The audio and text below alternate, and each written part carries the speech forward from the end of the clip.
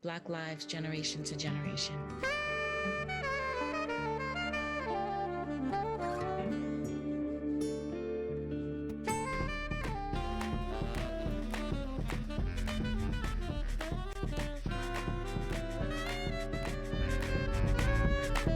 This conversation is growing, and the project, I listened to it and it's just like, wow, man. The album's got a lot of stuff on it. It was 20 tracks. I'm happy to be in great company with all these really amazing musicians. Sincerity and love are in this album. And it takes you on a ride. The George Floyd thing happened. That opened up floodgates around the world. We wanted to express that anger. So it starts off bang with the drums, and then you hear that guitar. The idea of generations moving forward and the idea that we are still here, I wanted to voice that. There's still a survival, we are still here, we still live in joy, and we still create. I think there's a line in there where I was like, you know, you gave us pain, we gave you soul. You know what I'm saying? Like, we are here, between lost bodies and deferred dreams, here, between stolen breaths and knees on necks, here. Where do you want to see this album go? Who should hear these songs? For me, it's for everyone. Educators. All the people who want love. All the crazy politicians. The House of Congress and the White House. Crossing generations, crossing color lines. On the street listening and stuff is because that's where a lot of the art is coming from. Reverberate throughout.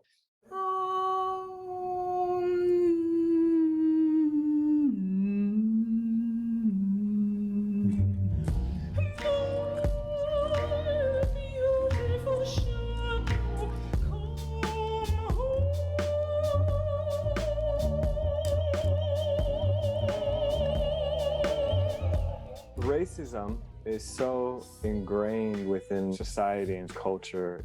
If we never knew this construct of racism, what would the world look like? Wow, I would have to think about that. It's a dream. Like, just thinking about that makes me smile. We could get a lot more done, you know, as far as saving this planet. We definitely need a new paradigm. And yeah, we're waiting for the aliens to come down and bond us all together. You know? How to get people to kind of go, yes, the alien is the other, right? Like, but we're always othering each other. A dog and a cat, that's a different race. We're all the same race. The beauty of the differences is about culture and not about the color of the skin. Scientists have already predicted that we're all going to be one big beige color in the future anyway. So it's like, it just doesn't make sense. What could you say we could do moving forward to counter racism? Just talk to each other. Stand with people that are being treated wrong. Just stand with them. The number one place to stop racism is to look within.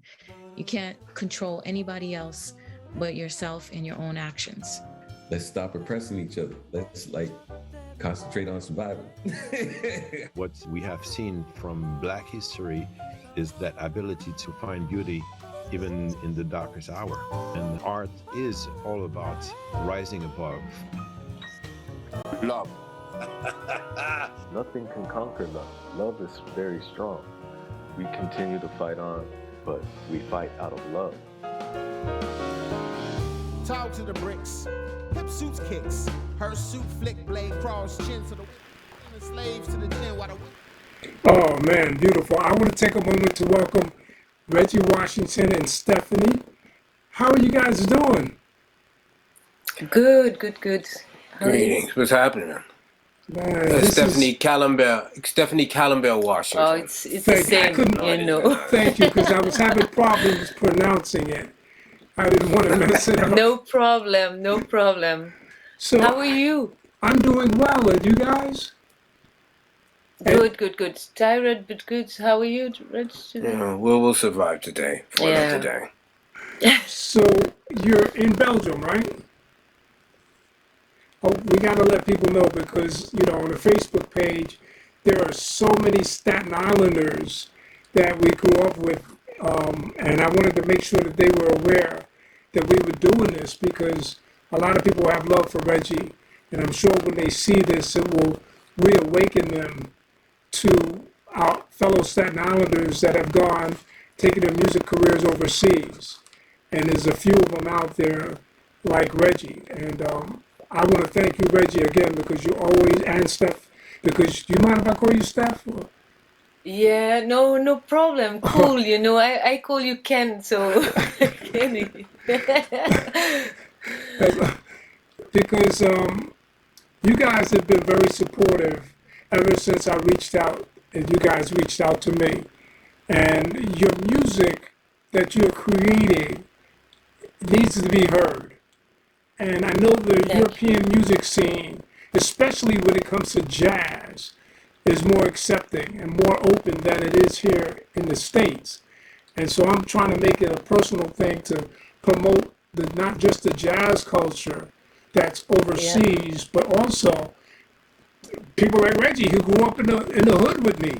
Yeah, it's important. It's important to spread more, to be open to different things, to different music, because often we have a very short view with styles, and this CD again show it breaks everything. There is no style in this CD. There are many different styles, and that's very important to touch other people than jazz, because you have so much more people, so many more, to people to.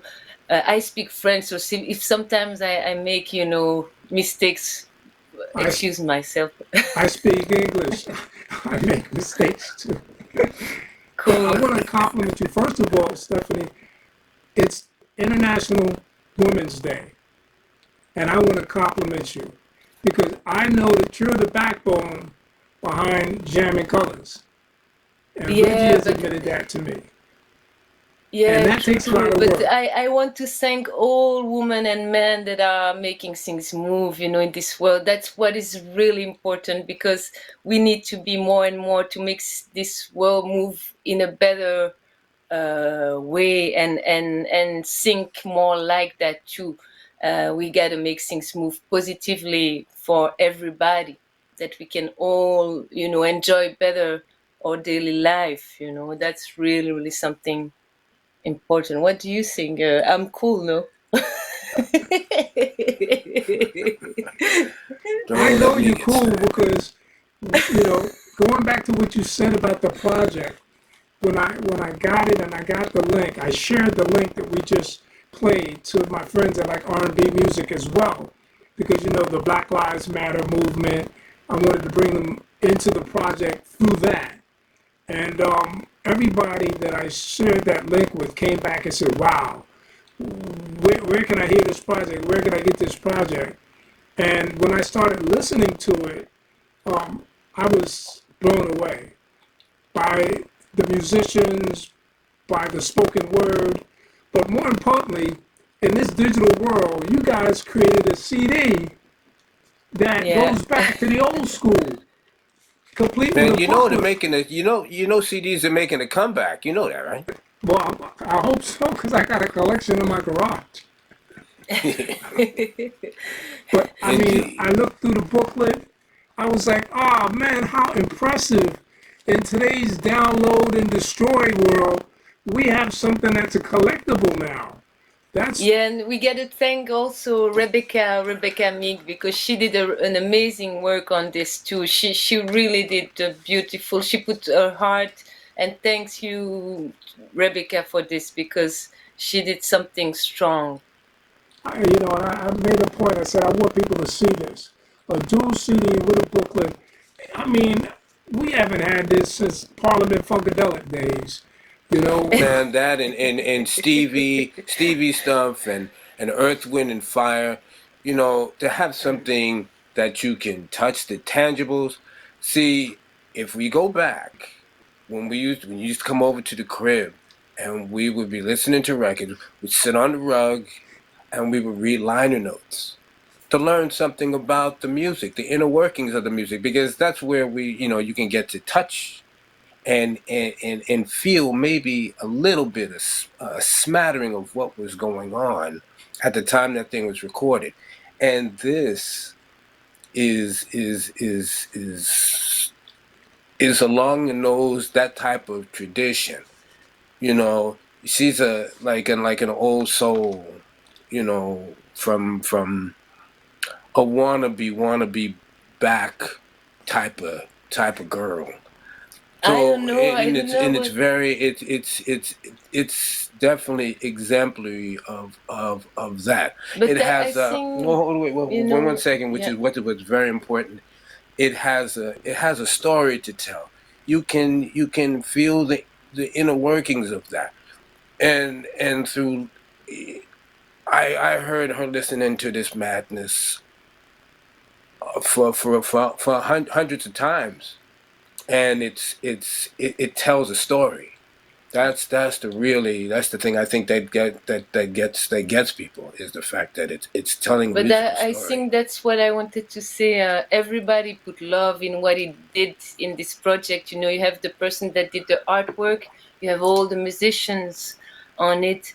You have the guy that were, the engineer for the most part of the song, Russell Elevado, that did a huge work.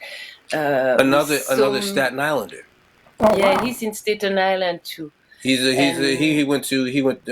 went to Curtis High School.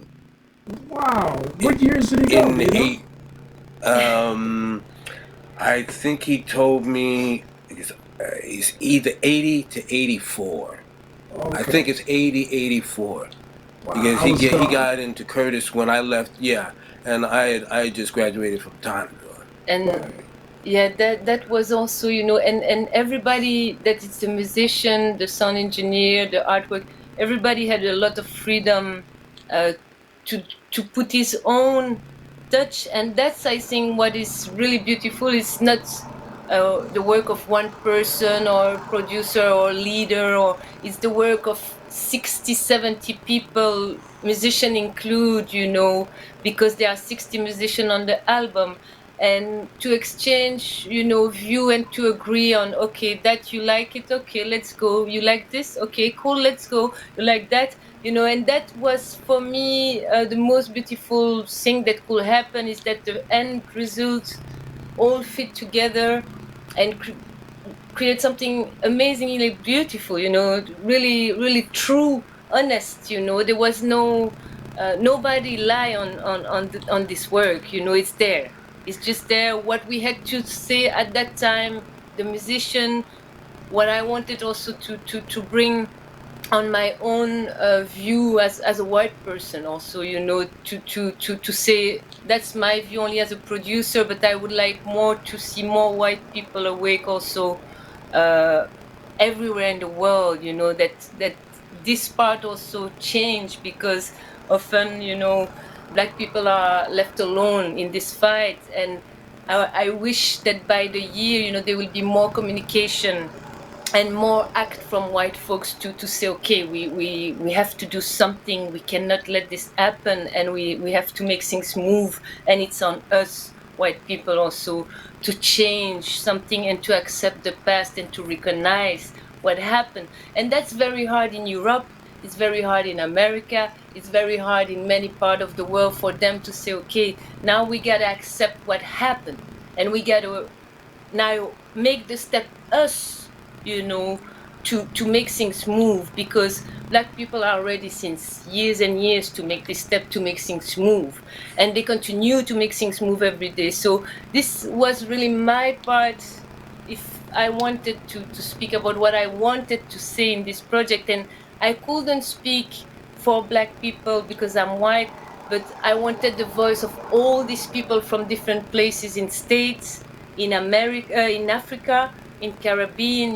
That was really, really important, to have their voice from different generations, from 25 years old to 80 years old.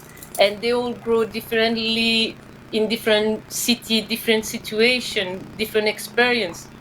And this CD speak about all that, and that's for me also more representative than what everybody can, think. It's so rich. I mean, you have so many different views on this album, and all unite for one cause. That was really the thing that I think was important. Also, it's to unite and say, okay, we are together, on this, and we want something positive to happen in the next years. We want to change. We want to do something about it. So this was your brainchild from the beginning to put this type of collaboration together. I compliment you highly on that. Well, my question is, how hard was it to get all of these artists to come together and agree on it? Because a lot of times, you have the conflict of who's getting this royalty or who's getting this credit or whatever. It was really easy in the way that the first thing was to say, okay, all artists have all the rights and the profit of the album. I just want to have back what I invest. So that thing already of money, producer, musician wasn't there. It was, you got it, it's for you. It's something that it's important too. I will not try to make money on this cause. This is stupid. If I was saying, okay, I take all the benefit, it makes no sense. So from there, that was the first point that was very clear to everybody. And the second point was, do you have something to say as far as this goes to fight racism? And if you have something to say, let me know if you can write a song, compose a song, and you choose if you want to be 1, 2, 3, 4, 5, 6, 7. It's on you. That's your part. And after what was hard, I was trying to balance women and men. I asked many women that weren't available or had their project or didn't answer, or it was more complicated to have women saying to me, yes, I do the project. So many men that I contact composer answer faster. So I had many men and no woman. And I'm like, wow, what will happen? And I continue to look for composer women because I wanted really to balance this. It was important too to have voice of woman. And then Stephanie McKay, that is on 3 songs, answered first to say, okay, I'll go in front of all these men, I'll take my guitar and I'll do something. And so she said yes, and she started to work on this tune, and she didn't went in studio since 3-4 years. So for her too, she came really like, okay, I'll go on it. So that was really a beautiful surprise. And then Alicia, I really respect this woman on all level, and she was working with Reggie. Alicia Olmoran. And she's really another world too that I really love. And she was working with Reggie, and Reggie had an idea of taking some beat with opera singer. And first it was sample, and then he sort of Alicia Olmoran to say, we were speaking, and I say, why you don't contact Alicia, to do this? Because she has that voice, wonderful. She's amazing, so much personality and presence, and a beautiful spirit. That was important for the CD to choose people not only that are good at music, but that have something beautiful, humanly and spiritually. It was one of the things for me. I think it goes together too. And so she accepted, and then little by little, I continued to look, and it was really hard for the most part to balance with women. But the third one, Tutu, that come from South Africa, that live in Belgium, at first refused, and then she said yes. So I had 3 women, very, very strong, very different. And for me, I said to Reggie, whatever, it's 3 women composer, but they are stronger than, they are mountains, really. They are really three different styles, 3 very, I would say, high level, in their style. They're really good at what they do. There so are 3 strong spirits. And talentuous, really. They have something very personal and special. So I was okay with that. And then I see that other composer had also women as far as sidemen, or singing or playing an instrument, and I find it okay. Now we cool because there are enough woman presence on the album, to balance this and to do something, balance as far as men and women, and I think it's really balanced now because EJ had Lydia Arel, Marcus had Christy Dashiell, Andy Milne had another student, so I will tell her name because she's really good too. Georgie, and so different voice of women that arrive, and from there, after when the 25 composer confirmed, we say okay, from end of February to end of April you can record, but it was pandemic time with everybody was in four walls. We couldn't work. We couldn't find studio easily. And then they compose their song. They record or in studio or with whatever means they had home because the pandemic didn't make the situation easy. And I will say beginning of May, we start the mix and we mix for 2-3 months, little by little, and then mastering and all this part for me was very natural, very easy. People were concentrated on what they were doing, and the fact to receive song by song, little by little, it was a little magic. It was like, wow, we receive here, and then this and this song and this song, and they were all beautiful. There is no one that is, they were all really, really beautiful songs. So after we continue to create, and of course you have the order of the song and all the mastering and all the rest came after, but the hardest part is definitely the after production when the CD was made and print, when you have to find people that will promote, publicists, when you have to find distributor, when do you do this, how trust people again with who you will work on this, because you want really this project to be spread to a maximum of people and everywhere, because I think we need it.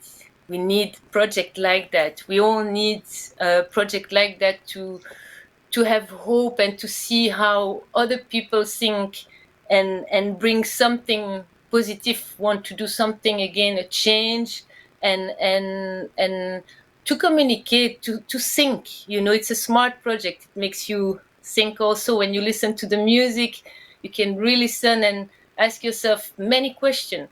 And that was also that part that I really like in all the project. I mean, it came really natural as far as all the music, the everything, how it was. Even the engineer was very easy to work with and so good that it was pack, okay, tack. Everything was moving.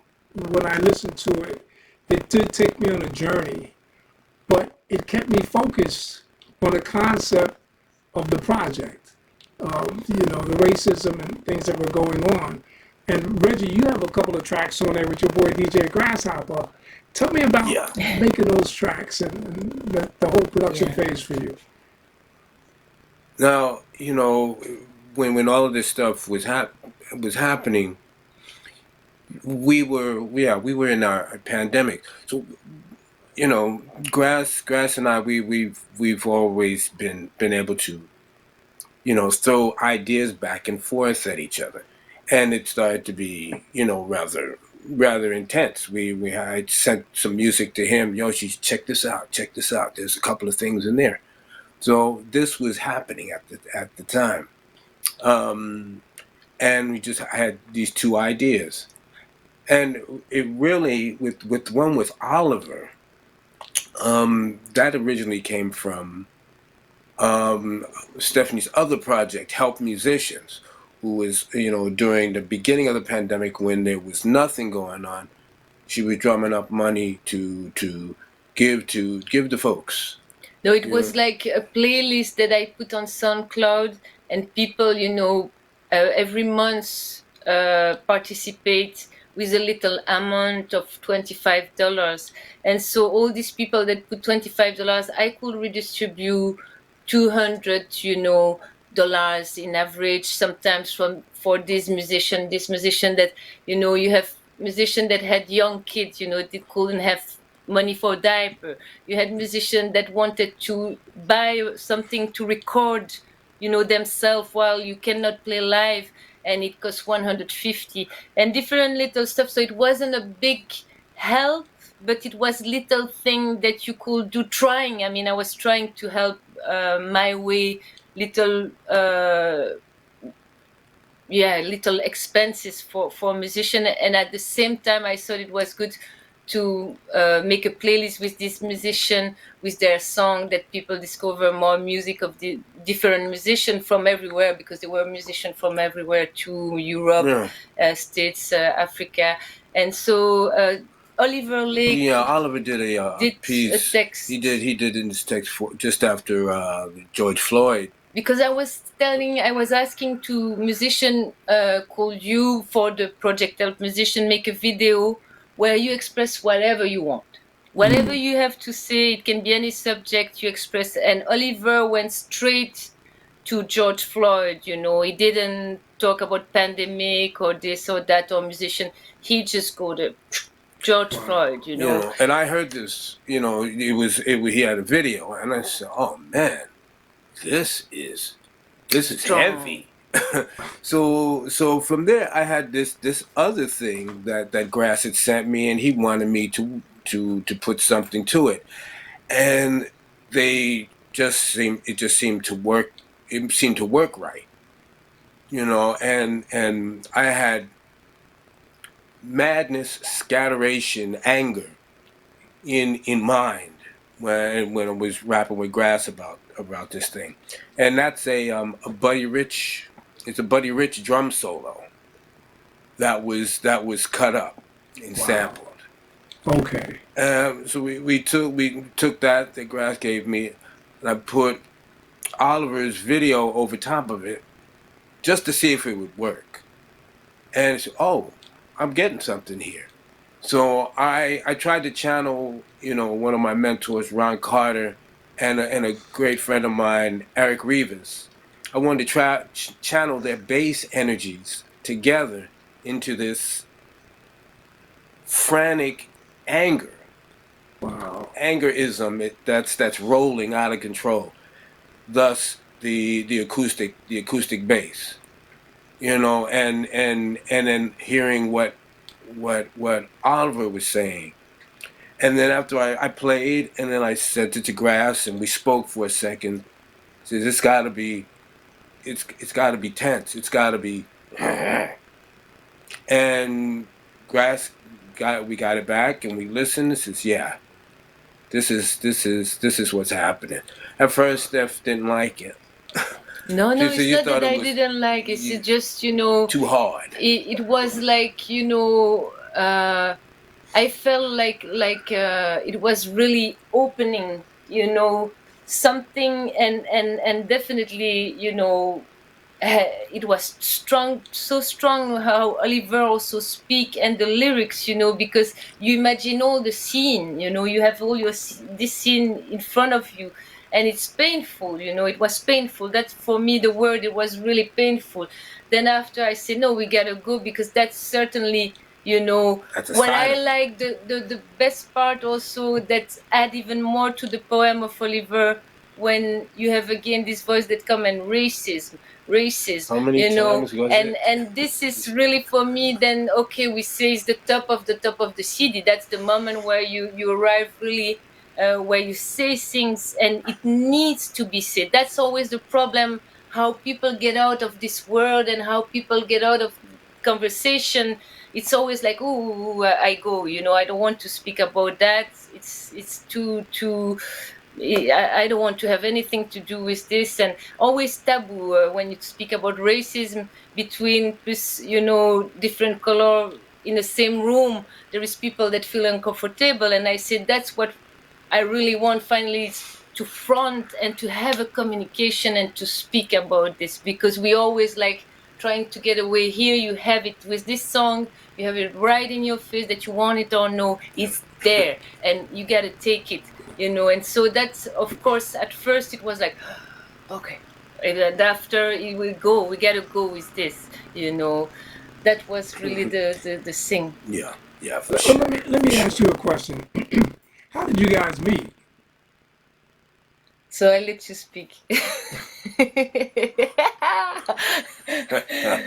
No, I'll go. I'll resume. No. To make a long story short, on 157th Street, after they had gotten off of the one train, and her and a friend was singing "Stand by Me" very loud in the street at about 4:30 in the morning, and I was walking past them, going to David, going to check out Dave Innes. Okay. And I just walked past them and listened to them loudly sing this. And I said to him, "You should check out the Earth, Wind, and Fire version of Stand By Me. There's a bridge. It's really cool." And the guy looked at me and said, "Excuse me, are you Reggie Washington?" And I had no idea. What?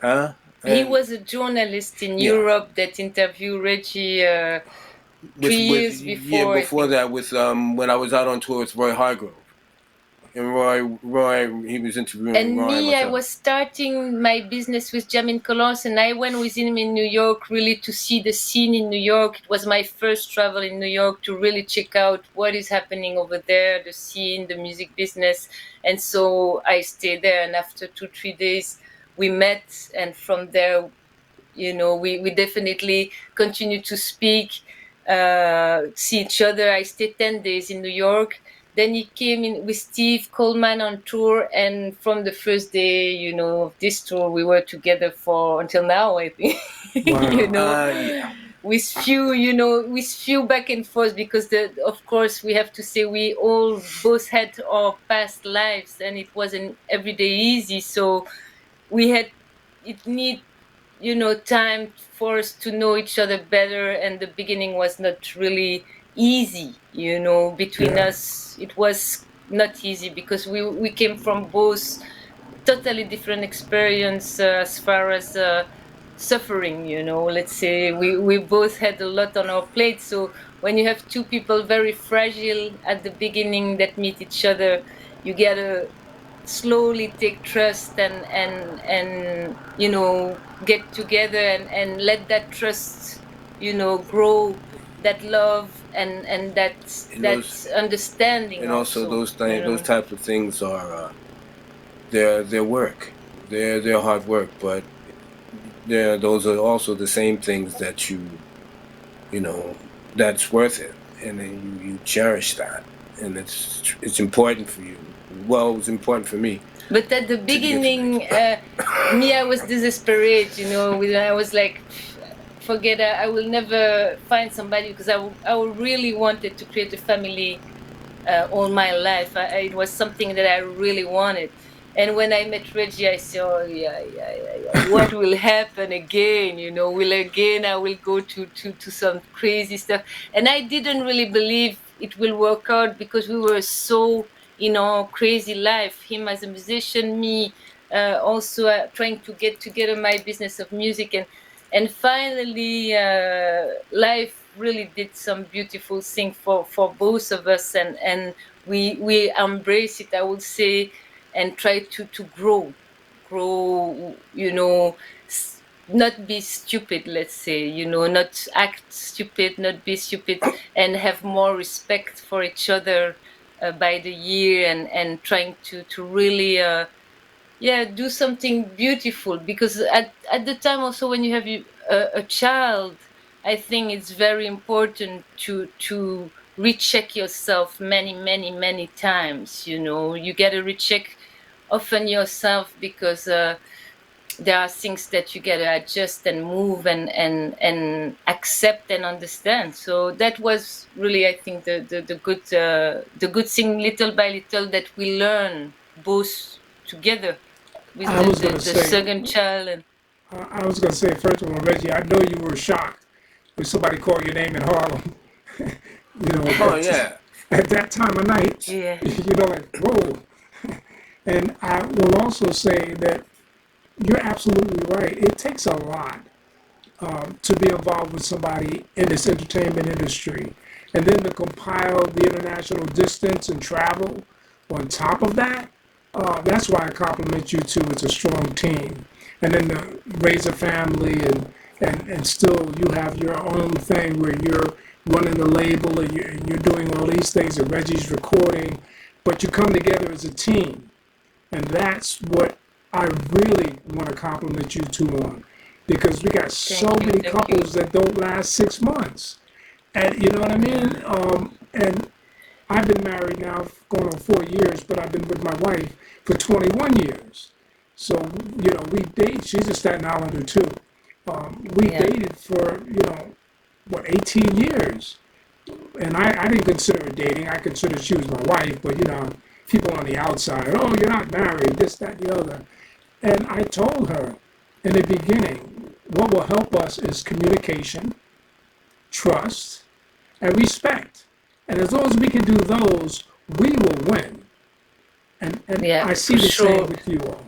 Be real, that's it, be real. Even if you have your default also, we all have Reggie, me, but be real with who you are and be real with other.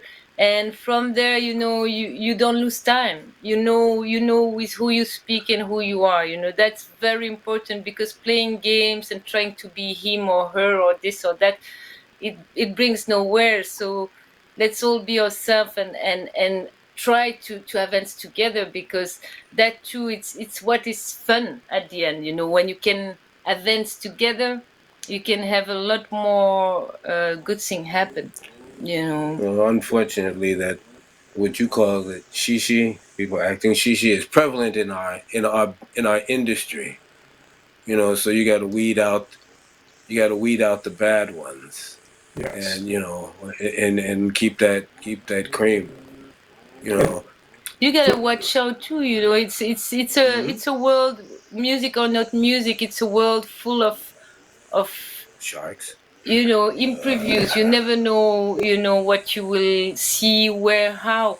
So you gotta watch out on your next move and be with people that want your good. Whatever if you feel that these people want your good, stay with them. If you feel that they don't give a shit, just get out. They gotta go. You gotta go, because that's really, it's like that. And that's also, I think, a good lesson to note on many. This is what is interesting also with the project, as far as the human side is definitely there, and I think really all the composer in their life are hard worker on all that, on music, on also family working together and trying to do things together. So that's what I respect also with all the musicians on the album. They are work very hard on themselves, on music. All what they do do it with love, they do it with heart. So this is definitely something you can hear. And at the beginning, some people were saying you could have take more big names and start to do this project and this and that. Why you didn't do it? And it was really not the goal. The goal was music, to have music quality. Whatever they are known, not known, it's not important. They'll be known if the CD is good. If it's good, if it's good, it will happen naturally. Because when it's good, and all the CD, I think, from the beginning to the end is good. Whatever style you like musically, it's something very creative and strong. That's interesting. I record on a lot of CDs, but this one is just to participate in a CD that every tune has its own message, and it has weight. It has what's the word exact? It has substance. Right. Right. Every single tune. And it's wonderful to be part of that. It's entertaining to listen to it, especially, because everything has nothing is saying the same thing, but it's saying the same thing. Good way to put it. Very good. I noticed that you held up vinyl, so you had vinyl press on this too, huh? Could you show that to me again? Wow.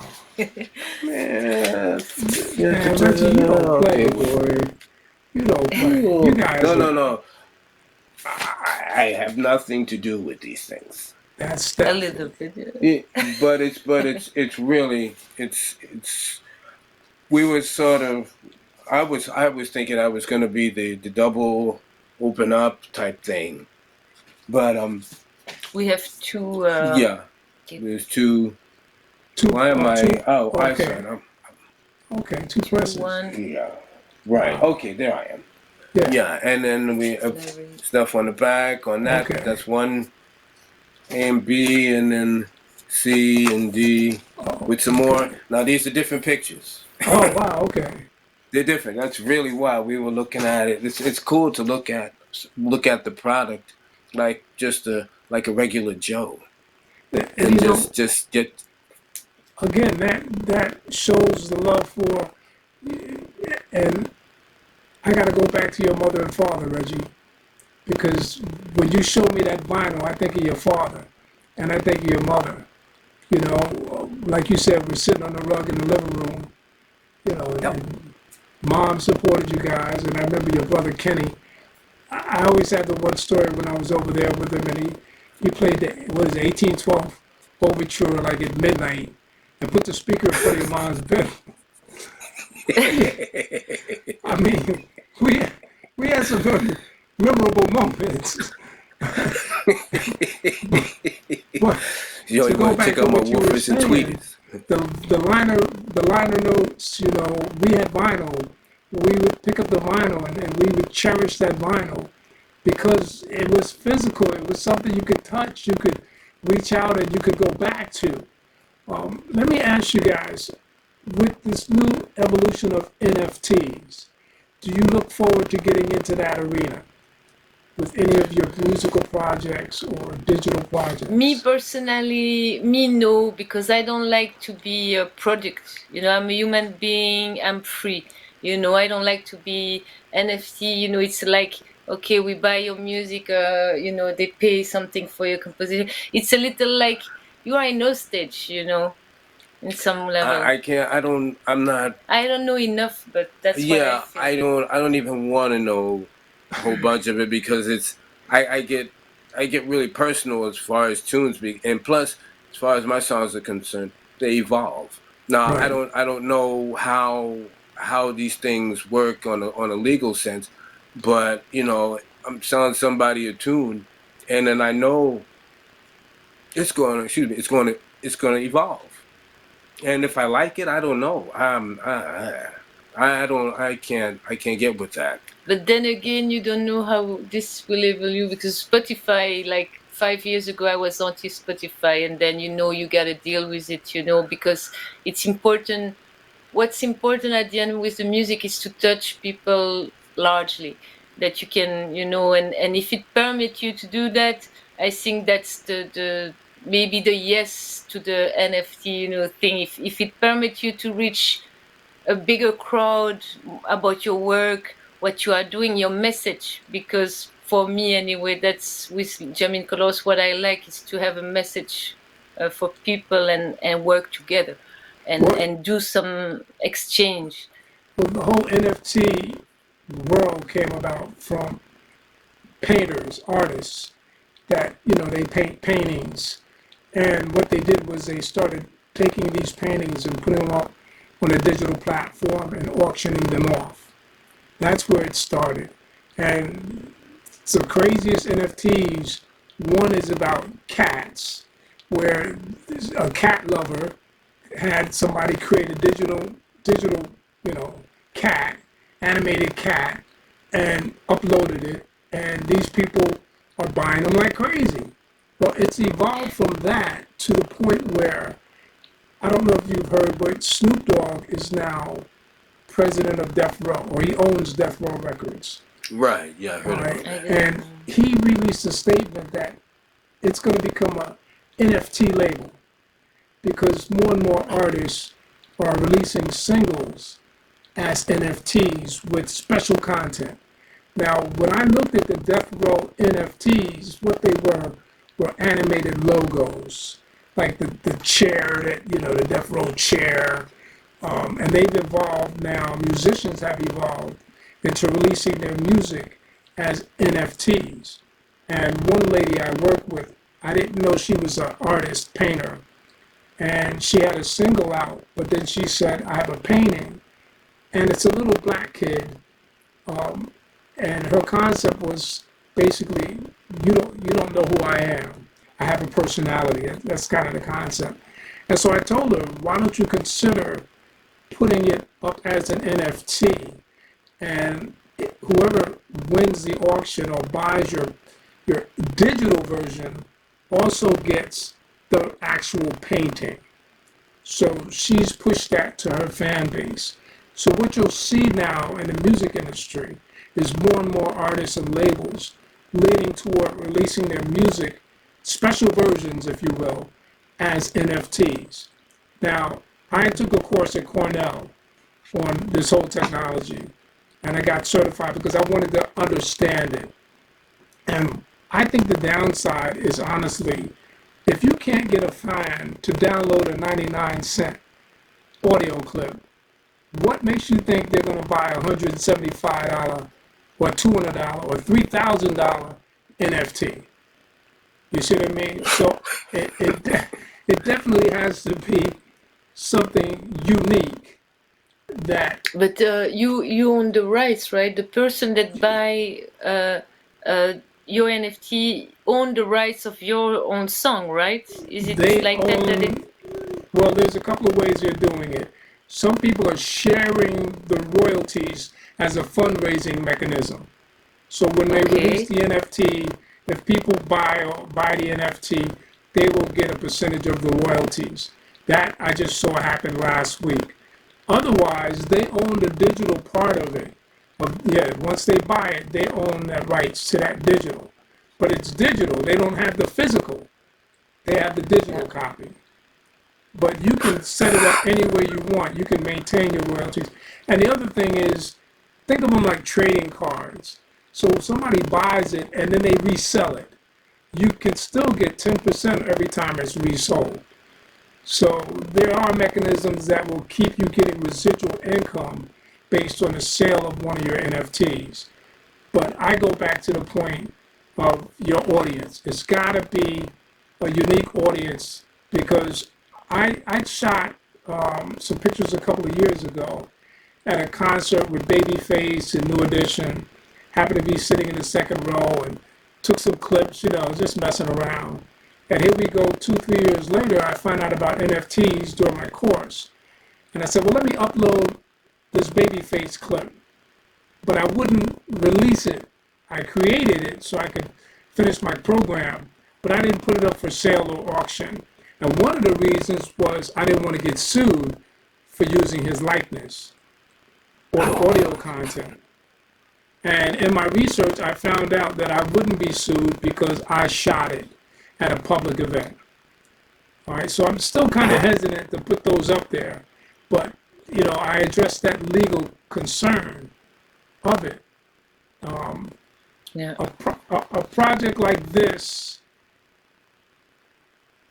I think there is a possibility that you could take the artwork or something and create But the thing with this project, there were labeled different people that were ready to take the project on their label. They wanted the design. I say no. I keep it with the artist, Jamil Colors, and that's it. Because the goal also is to be here for a long time and continue to create with these people. We are not just there for the CD. We are there for different other projects, and we will continue to move on this. And I think that's very, very precious. It's hard to give so much when you put so much I would say time, energy, love, everything Heart, soul, in that, sweat, to just give it to somebody else and say, take it. I have the doll, I don't mind. Money is weaker than love, man. That for me, it's really always the thing. If I have to make the calculation, I'll choose the love before the money. I want to talk about Jam and Colors for a minute, because people need to know the website and the work that you're doing. Also, I want people to know that this isn't the only project that Really Reggie's beautiful on. work. Plus, you got Paul here. Let me get this right. Yeah. Paul Yeah. Joss. See, I don't play. And you got EJ here too. EJ. So you guys have been building a great collection of artists and music, and I agree with you. I would keep it within Jamming Colors. So what I want to do, I hope I don't think I'm gonna lose your audio, but I'm gonna switch over so people can see the.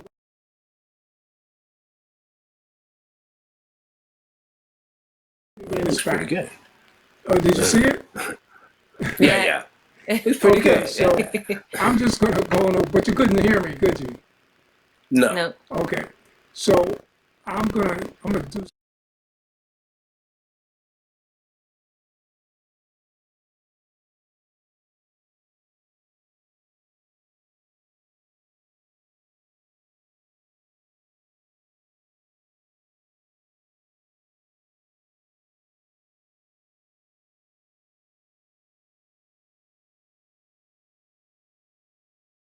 This way.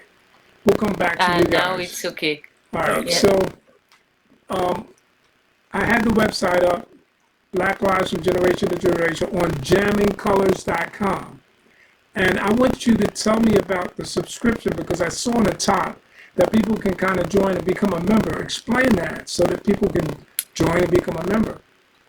Yeah, the goal of all this is to also create, like you instead the people also that buy a CD, it costs you let's say €25. And on top of the CD, you have different advantage, like interviews, percentage on merchandising, and all this is growing, little by little. So for me, the 1 year subscription, it's €50. So it permits us to continue to create because I never win money with my company. I always re-put in music. For us, it helps us to continue to bring something as far as music, continue to create projects, continue to entertain the website, continue to do certain things that all the musicians that we work with can have a little more attention to little by little because I'm alone in the company. And so it's advantageous because for 50 you have one CD free plus different advantages that you wouldn't have. And finally, it doesn't cost you more, in some ways because you it's balanced. Whatever you will pay, you will have it back with music. You will have it back with different things. And that's the goal, is to say also people can just put a little bit, a little money, but this little money is very important if more people do it, so that's also something I want to say with music.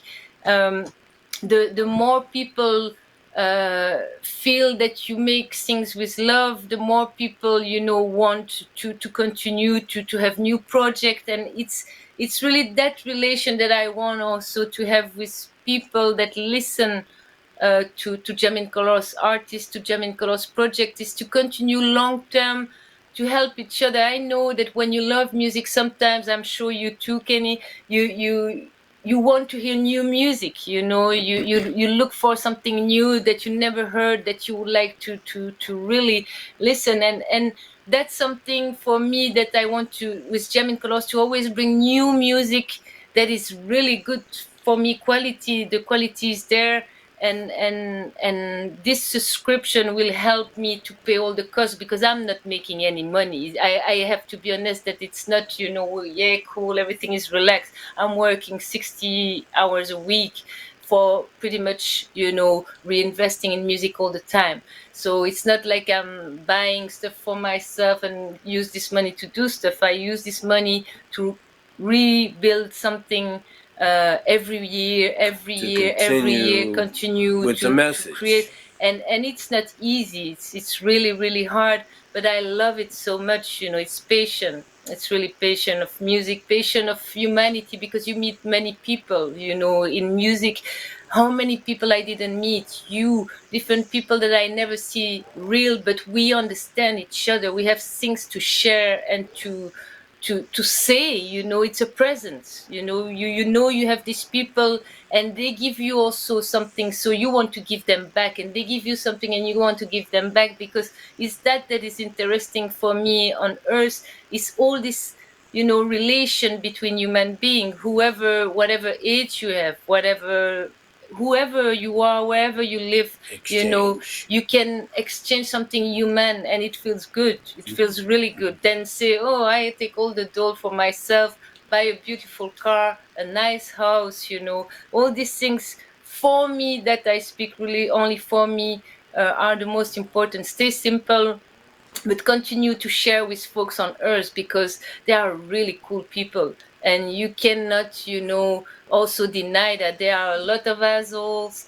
a lot of horrible people, but you have a lot of cool people too, and you got to continue to look for them, to find them, to do something, because it's very interesting. It's something that we have access to now, we didn't before. You go and it's something else. This is why also social media, use it better, because a lot of people doesn't use it well. They just put their anger, and when there is something good, they don't share it. They don't give love to it. So why you are on social media just to spread negativity and to show yourself with selfie? It's not good. You gotta exchange. Social media, it says social, so you gotta be social and share something interesting, that it's music, that it's love, that it's any subject that you can communicate with respect, because that's also in social media we have a whole lack of that. And it's all this thing, I think we can all feed that, but you gotta give the chance to grow, and to make think people, to awake them, to say we have many means. We on earth, we have all we need. So Yes. we have all we need. We don't need more. We just need to work better together. And it's interesting that you say that, because I was reading a story about TikTok, and in the country where it's created, they don't even look at it, because they kind of purposely gave it to us so we could embarrass ourselves. And that's basically what we're doing. You got the girls twerking all day. It's all negativity. There's no educational But here too, here too with Ella, our daughter of 13, fortunately she don't like social media, but all her friends, they walk with all this bullshit, everything. They walk with it, they run with it, and you say, wow. I look at my wife sometimes, and she comes home from work, and she gets on social media, and I'm like, what are you looking at? And then she's watching somebody eat. And I'm like, you're watching people eat? Come on. What is it about watching somebody eat and they're eating sloppily? Like, ugh, I kind of get disgusted. But, it's jewelry that she looks at. It's those type of things that she looks at. I try to tell her to, balance it out, and she does. I'll send her posts that are positive. But, she's not alone, and that's her escape. So I let her have her escape, because that's what it is. I wanted to say that today I'm going to join.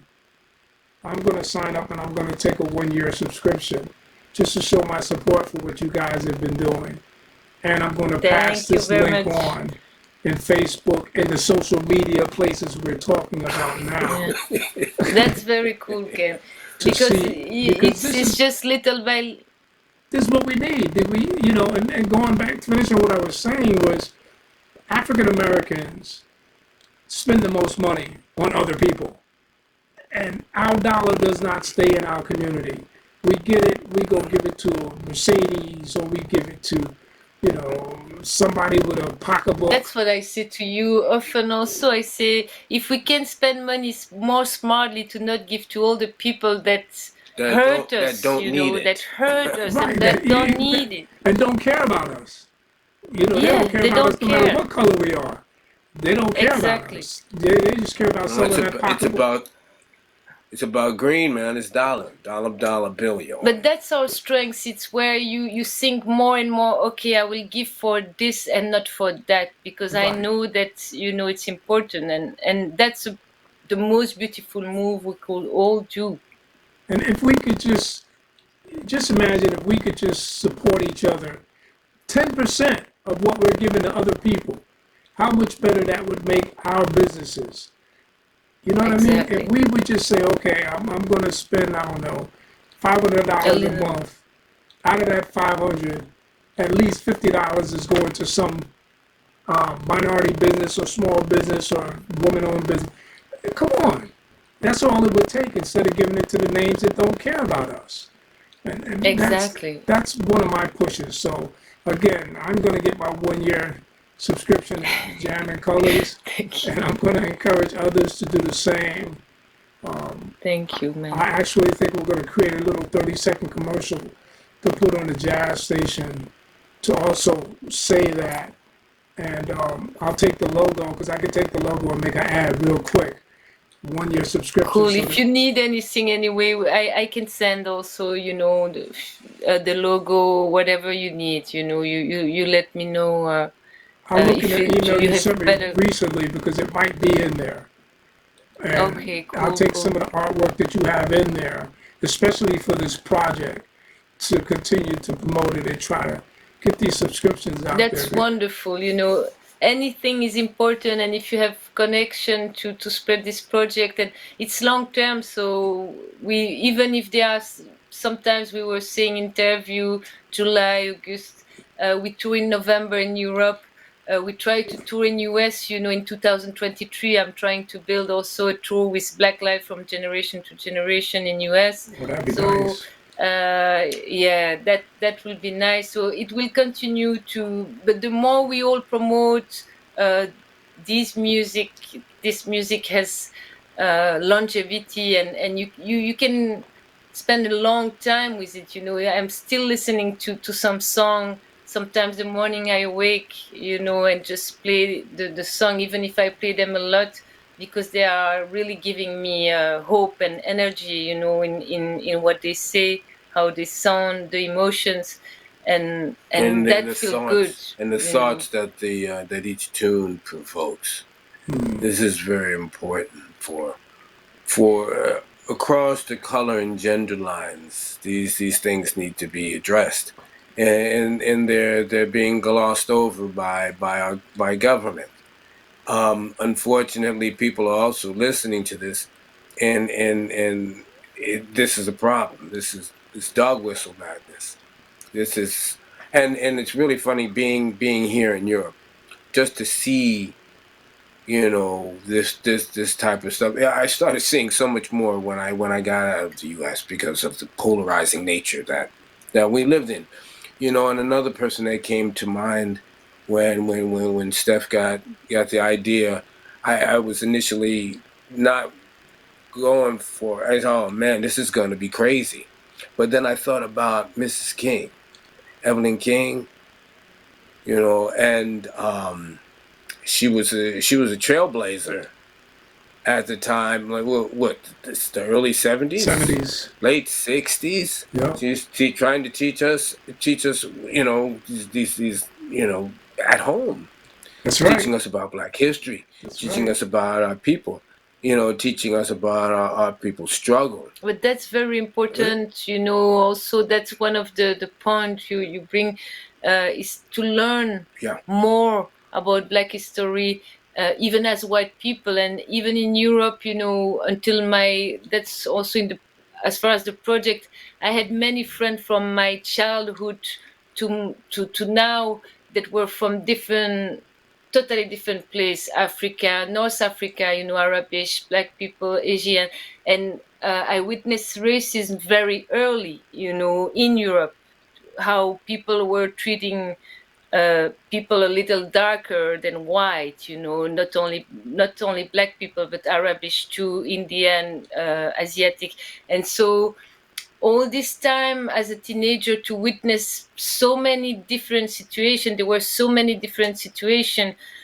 We still had no clue about what happened in US with slave what happened in the Caribbean. So at 18, when I start traveling to Guadeloupe, Senegal, I start to find out more, so listening to reggae, listening to different music, and more about the history. And this is what is painful, is that it's not teach neither in America, neither in Europe, what happened really in the story, what the white people did, who is Christophe Colomb, who is this person, and I think that's really like a hole, you got to fill that hole quick, because that's a part of the problem too. You don't say the truth on what happened, and you make everything like it looks pretty, and it's not pretty at all. And you got to really again go about that. And it was shocking me that at 18 I didn't know the history of America, like I know, of course, no, because I knew at 19, 20 I make more research also on my own, and then I traveled to New York. But this is not normal. And you have young teenager here that when they meet Reggie, they say, where do you come, which country you come from? Africa. I say, no, I come from America. But no, it's not possible, you come from Africa, right? And their parents doesn't know either, they don't teach. So you see the ignorance of how the history of the world, it's a big ignorance. I'm shocked to see how ignorant people are as far as the history of the world, what happened really, how people move, how everything started, with the different migration, the colonization, the slave. Nobody, took the time to say, okay, you need to know this. This is important, that you can understand better how to function today. And I think that's also with this project, I hope we will speak more about that, that all the composer too can speak about different part of history that they know, because we all have to learn. Reggie is learning a lot every day, me too. We find, we look, and we have to be careful also with information, because how is internet. So we try to also often with Reggie balance the information we read, and try to dig more and to understand more and to see what's where we are in all this. But this. The one thing that is definitely that we know. Now, you and I, Kenny, we've been through the same schooling. We've been through the same school system at pretty much the same time. The amount that was omitted is just a travesty, But even now, they don't even want to teach now. Even that law was voted against. It's insane. I was a good student. I'm almost 60 years old now. And the travesty, the omissions out of that social studies book that I remember going from cover to cover. Old Crispix Attucks, Sojourner Truth, Harriet Tubman, Booker T. Washington, George Washington Carver, maybe maybe a Marcus Garvey, and then blah blah blah blah blah, Martin Luther King, and then Obama. Hey, but yeah, for the most part, but it's incredible, and there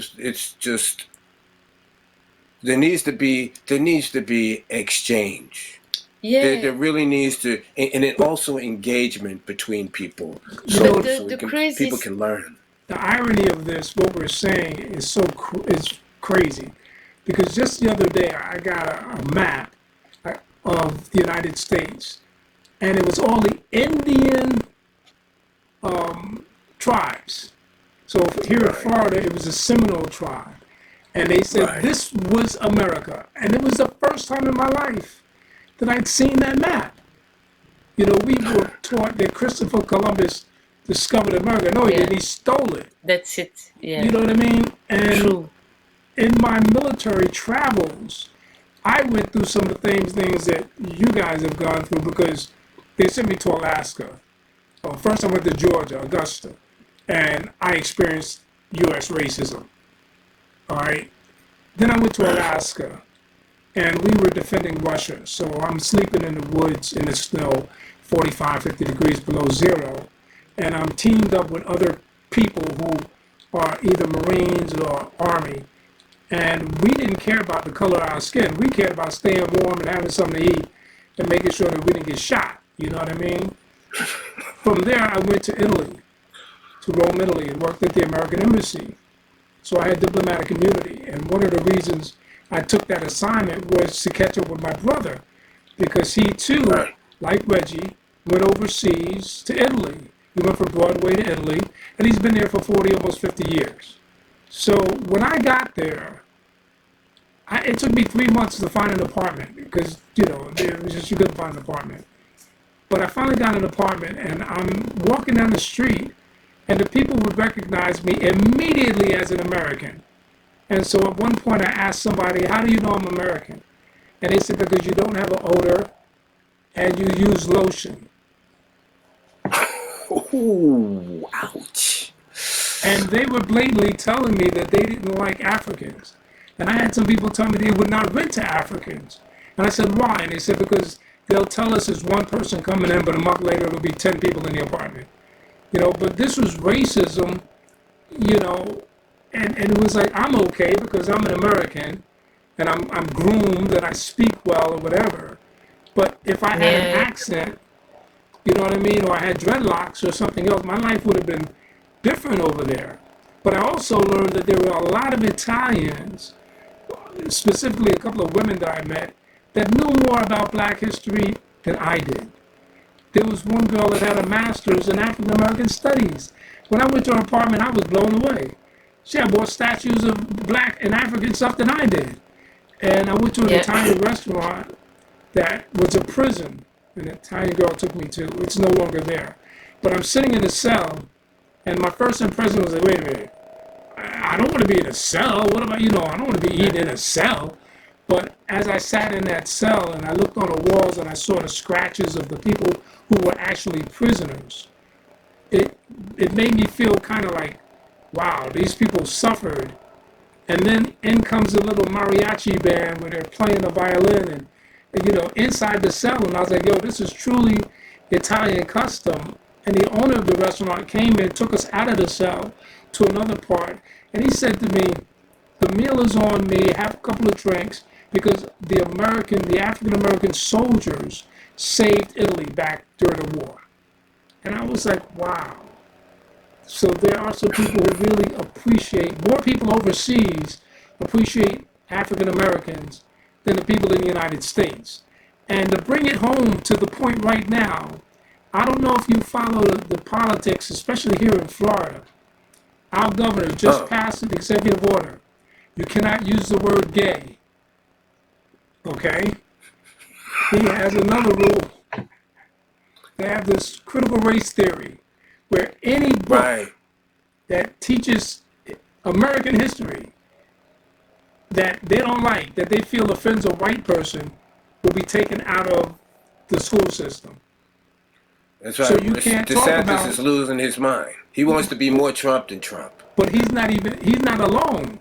Same thing in Texas, and this is happening in all the Republican-run states. They're taking critical race theory. They're trying to take they're trying to take American history out of school. So you can't talk about the Holocaust. You can't talk about slavery. You can't talk about anything that's going to make a little white kid upset that his forefathers screwed up. This is crazy. It's But that crazy. shows also all the problem in different places, because Italy also has a very fascist and racist way. And this is where every country where you go, you have always both. You have the woman that you met that learned African history in Italy. She was certainly totally on the other side to say, I cannot deal with all this and I have to find out more and learn more about all that. But you have so many more now people in Europe that go extreme right and that, have afraid to lose their privilege and to lose, their advantage, because the system is so put together for white people also that you see how people have afraid to lose that, and they are ready to put everybody on the side to continue to have their own advantage and their privilege. And this is what hurts me the more, is that first you colonize country, then you went, you took slave, and you built all your city with people. Then you continue, to kill black people and continue to hate on black people, and it continues non-stop, non-stop, non-stop, without any reason, just of the color. That's it. There is not even something that black people did to white folks in 450, 100 years. And this is where I am asking to all the racists, why you continue. You did enough hurt. You rape people, you hang people, you beat the shit out of people, you did thousands of horrible things, and now you continue to be horrible. This is a shame. You should really go back and close yourself, because we don't need people like that. And this is where my angriness, if I go deep in all what happened, you will always say, yeah, but it's not all white people. Of course it's not all white people, but the system and how we let things goes is slowly, there is not much change. What we speak, even I speak with people in states that are black, that are 70, 80 years old, that say we have to fight still today for the same thing we were fighting 50 years ago, which is a big problem, after all that. And there are too many things like that. And in Europe, the biggest problem is the hypocrisy. At least America is frank with their racism. They direct, and when you have a racist in front of you. In Europe, they always play that little card, like everything is okay, everything is okay. And when they are together, and when certain situations happen, it's always very on the side, like hypocrite, and nothing happened, and overt vicious. It's not good. It's vicious also. And you see, you go to Africa, and then you have big hotel with everybody, all the people working at the hotel, and the white people sitting with their cocktail, and drinking, sipping their shit, and people cleaning, washing, and everything. And you have those women that come and take a little guy of 20 years old, and the man that come and take a little girl, and you go everywhere, and you say, but it's not right. Everywhere it's like that. You go to Guadeloupe, you go to a party, you have only white folks. Where are the black people? They're at the other party. You have so much few persons. They are the other party, and so there is still segregation. In Guadeloupe, South Africa too. You have many problems, and white people take always the occasion. That's what disturbed me when I say white people. It's not all of them. It's that mentality to always say, see, in South Africa now, black people are angry at white people. They go attack, cribs, they do things. But you get also always think that, and white people use always that card. That's what disturbed me the more, to make believe that black people, are doing something wrong, where they are the one that create all the situation, and continue to have a hand even on Africa, decision. They still decide in certain country, because they have deal with political, also, even if there is dictator and everything. But I think also that in Africa it's still a problem, because many Africans would like to not have white people decide for them on certain laws, and it continue. White people still have an eye, like, okay, we there, we look at you. If there is something that it goes wrong, we'll decide this, and we decide to bring army to protect the people, and we'll do this and we'll do that. And so that too, Africa also need really to be free. We speak about Europe, we speak about America, but African people too, they still have that white colonization that is very, very present. And so there is a lot of work to do, and we have a lot of work to do, and we have to speak with people, communicate, to let them know we have a lot of work to do, because this generation, also our children, they what E.J. Strickland say also well, is that we will all be the same color in I don't know how many years.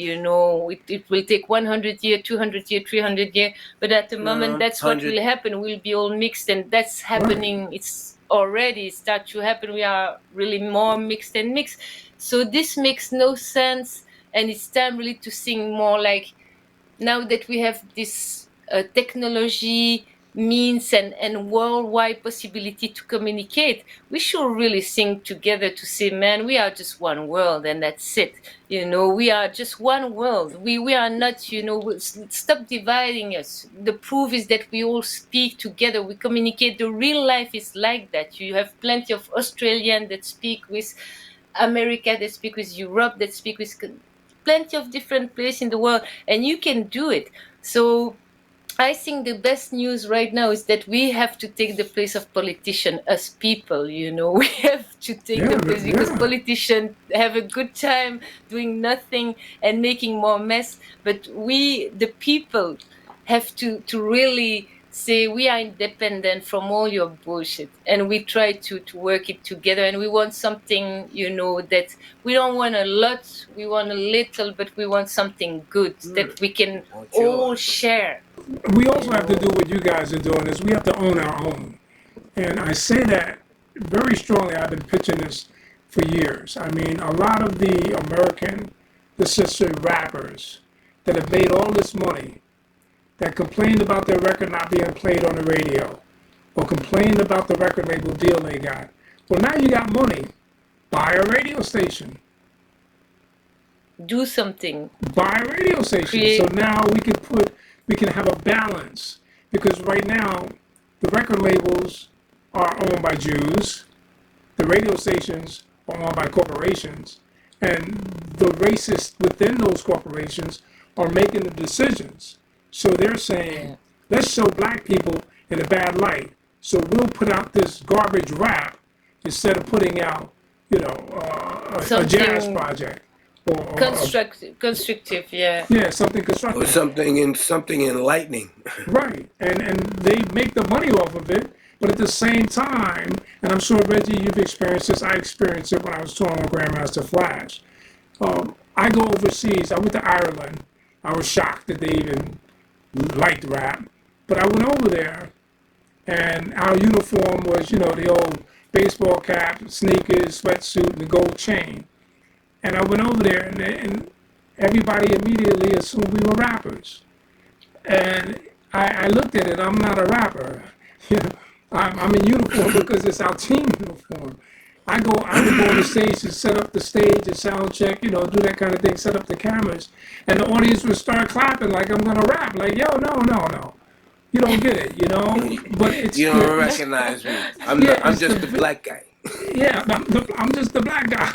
I'm the manager. I'm just doing, and actually Flash got upset at one point because we were walking down the street and some guys walked up to us and they thought I was Flash. And they were like, come on, Flash, you don't rap. And I'm like, first of all, he's Flash. I'm not Flash. And he doesn't rap. So, to go around the world and see two things. One, they appreciate our culture. They copy our culture. To see that was very important for me, because like I said, in some of the countries that I hadn't been to, I had the impression, which was true, that they looked at us as criminals. Italy, when I got to Italy, I'm in a hotel and I come downstairs after breakfast to go out. I didn't speak Italian, so I was very hesitant to go out. And because of my working at the embassy and having diplomatic immunity, I was told to, be on my guard so I don't get kidnapped. I go outside and the little kids are asking me for my autograph. Like, can I have your autograph for what? They think you're a basketball player. Yeah, I think you Sugar Ray Richardson. No, but this is also a big problem. I would sign the paper. It's the limited.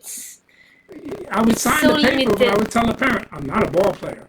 But I signed the paper to keep the kid happy. But I'm not a ball player.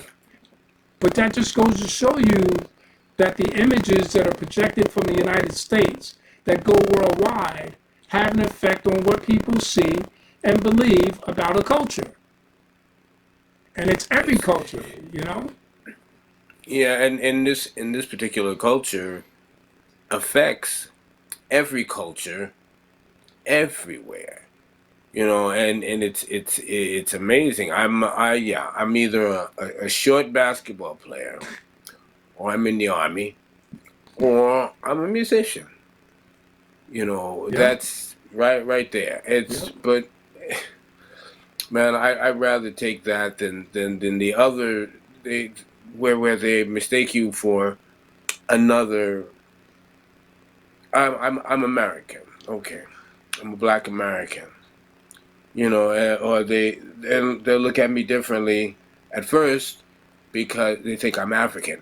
They think I'm with what was that? What's that? Oh man, what's the group? Is it Magic System? I don't know. Yeah. Yeah, it's a very popular group here, and they thought that I was a member of that group. And I'm saying, no, no, no, no. I have to let that type of madness just go. That's curiosity more so than blatant, just ignorance. Right. I'll take that as ignorance, but what I'm seeing coming out of the U.S. is just that's blatant brazen racism, you know, systemic, you know, and then to openly be able to litigate bills and pass laws and whatnot that are expressly, you know, explicit.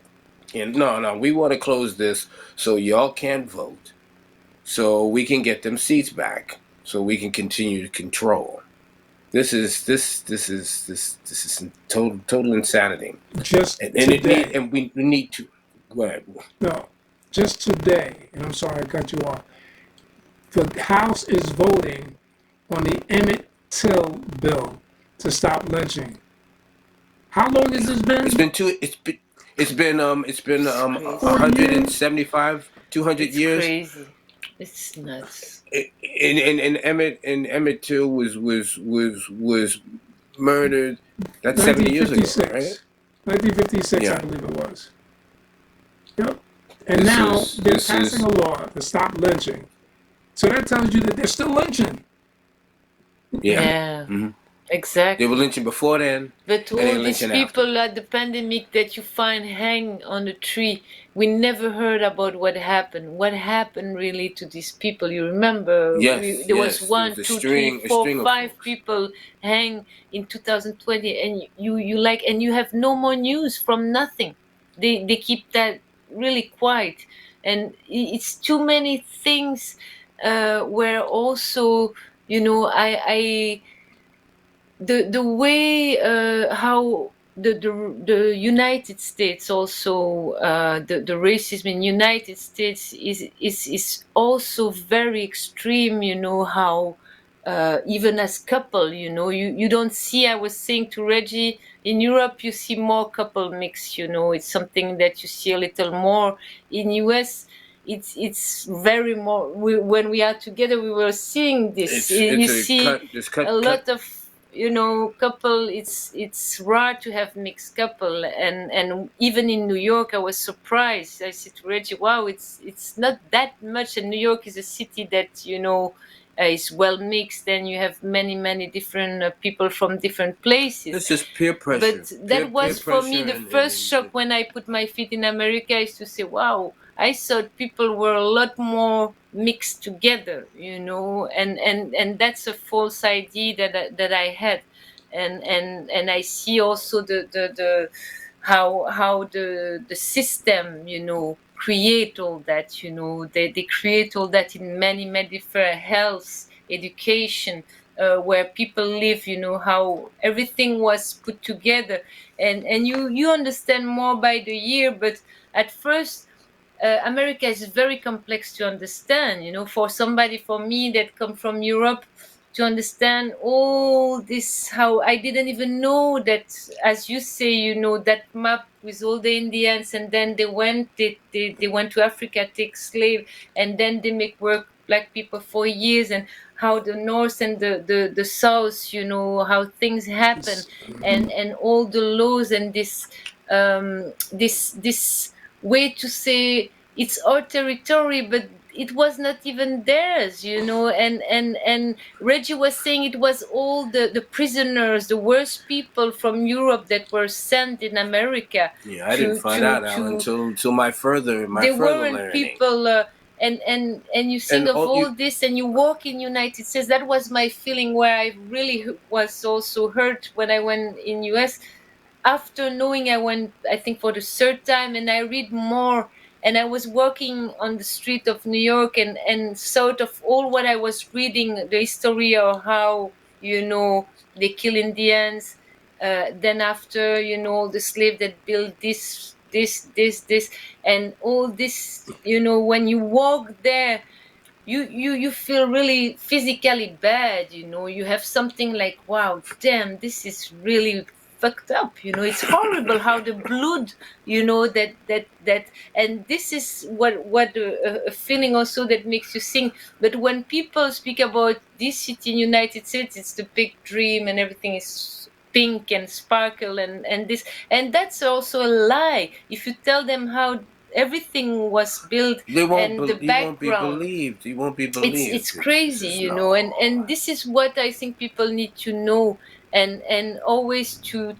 understand that, how, for me anyway, Black people are strong, and I have a lot respect and admiration to see how peaceful and strong, Black people react to all this, because it's not easy. It's something that you got to deal every day, and you stay peaceful, strong, and you continue to do your own shit, and you continue to perform things at a level that nobody, can do. And this is something that also I rarely hear, from white people compliment Black people. Why? This is also something I would like to hear more, except when they make money, but it's something also that the respect and all the work Black people has done since years, is huge. It's really big, To shape it's big. the American diaspora. Sport, music, everything, medicine, and we speak so low, so few white people speak so few, even in the media. It's just always, even in Europe, you have a little place, to say, but it's never something that is put in the context of, much respect to the Black community, to continue to fight every day. You will never see that in big newspaper, and it should, you much respect. It's a lot of work, a lot of when I decided so to many move years down of here work. to Florida, I spent 3 months researching all of Florida, because I had to move for medical reasons from New York. And after 3 months, I decided I wanted to be in West Palm Beach, in Palm Beach County, because it's one of the richest counties in the United States. And if you want to be amongst the money, you got to live amongst the money, right? So that was my decision, and my wife and I came down, and there's this main street. Every little town has their main street. And right after I got my real estate license, I would go to this local bar downtown called Duffy's. And the reason people go there is 2-for-1 drinks all day long. But we would post up outside at a little high table. And the reason I did that, I told my wife, I want them to see us, to know that we are here. We're good people. I got my license. We are here. And as we sat there, the first probably month and a half, we didn't see any Black couples. We saw interracial couples. We would see a Black lady with a white guy, or a Black guy with a white lady, but we didn't see any Black couples downtown. So that was, I look at my wife like, we're a rarity, because we're the only Black couples we would see, except for the weekend. Friday night, Saturday night, because Main Street had like 4 or 5 clubs on the street. And of course, everybody came out on Friday or Saturday night. But then when you go to these clubs, they were all tech clubs, techno, house. There was no R&B club. There's no jazz club.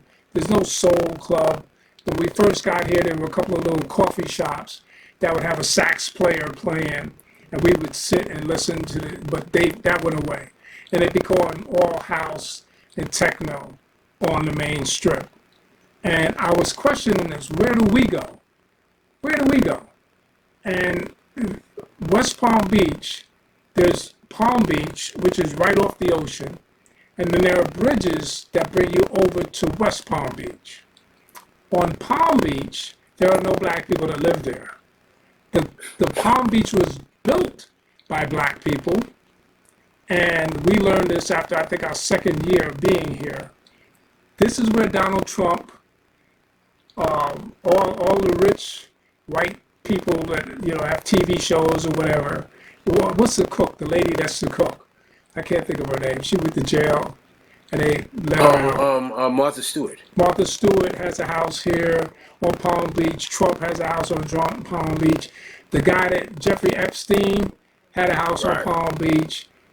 All these rich criminals have a house on Palm Beach, but they will not let a black person live on Palm Beach. When I got my real estate license, I went over there because I'm like, oh, this is where the mansions are. I want to connect with a broker here and sell some mansions. And they kind of looked at me like, basically, are you out of your mind? Do you see the color of your skin? There's no black Asians over here, dude. You know, basically is what I took away from it. And my wife and I, we actually got married on Palm Beach Island because when we first got here and we got our apartment, we were like, where's the beach? And the manager of the apartment complex said, just go straight about 5 minutes and you'll run into it. And we ran into Palm Beach Island. We went over and they got this clock tower. And, you know, I said, we're going to get married there eventually. And we did. But that we found out that Palm Beach area was built by black people. And they had their own community. And there was no sewage line in the black community, but they had sewage set up. The black people had built sewage in the white community for the rich mansions they were building. So the white people complained about the smell coming from the black community. So this one guy decided to have a barbecue. He had the barbecue across the bridge in West Palm Beach.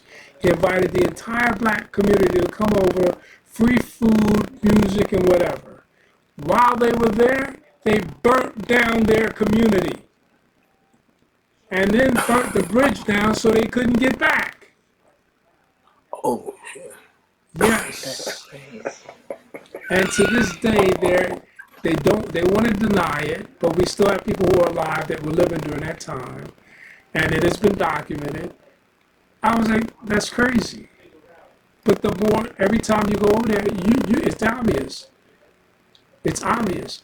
The main street for their, when you come over the bridge, normally when you go down through a banking district, you'll see like Chase, you know, Wells Fargo, PNC Bank, US Bank. You don't see that. Or every bank on that strip is an investment bank. There's no ATM for you to go to. Everything is an investment bank. Oh man, so they keeping that money? No, this is our money. You ain't taking this money. It's 11. I will have to. Yes. Okay. Kenneth, So I'm so sorry. I have an appointment at 11 right now. That's I'll okay. let you guys continue. Yeah, we'll finish. Well, I want to thank you, Stephanie. You've done an amazing job. You're a very positive and strong woman, and I commend you for that. And I commend you for putting up with Reggie because I know his personality. He can be funny sometimes. Thank you. But together, you guys are a brilliant team, and I'm going to continue to support you. Thanks a lot, because to have people like you for us, it's so important too, man. And I am so happy that you guys are still connected and that we can share more together, you know, and I hope to share a lot more the next year too.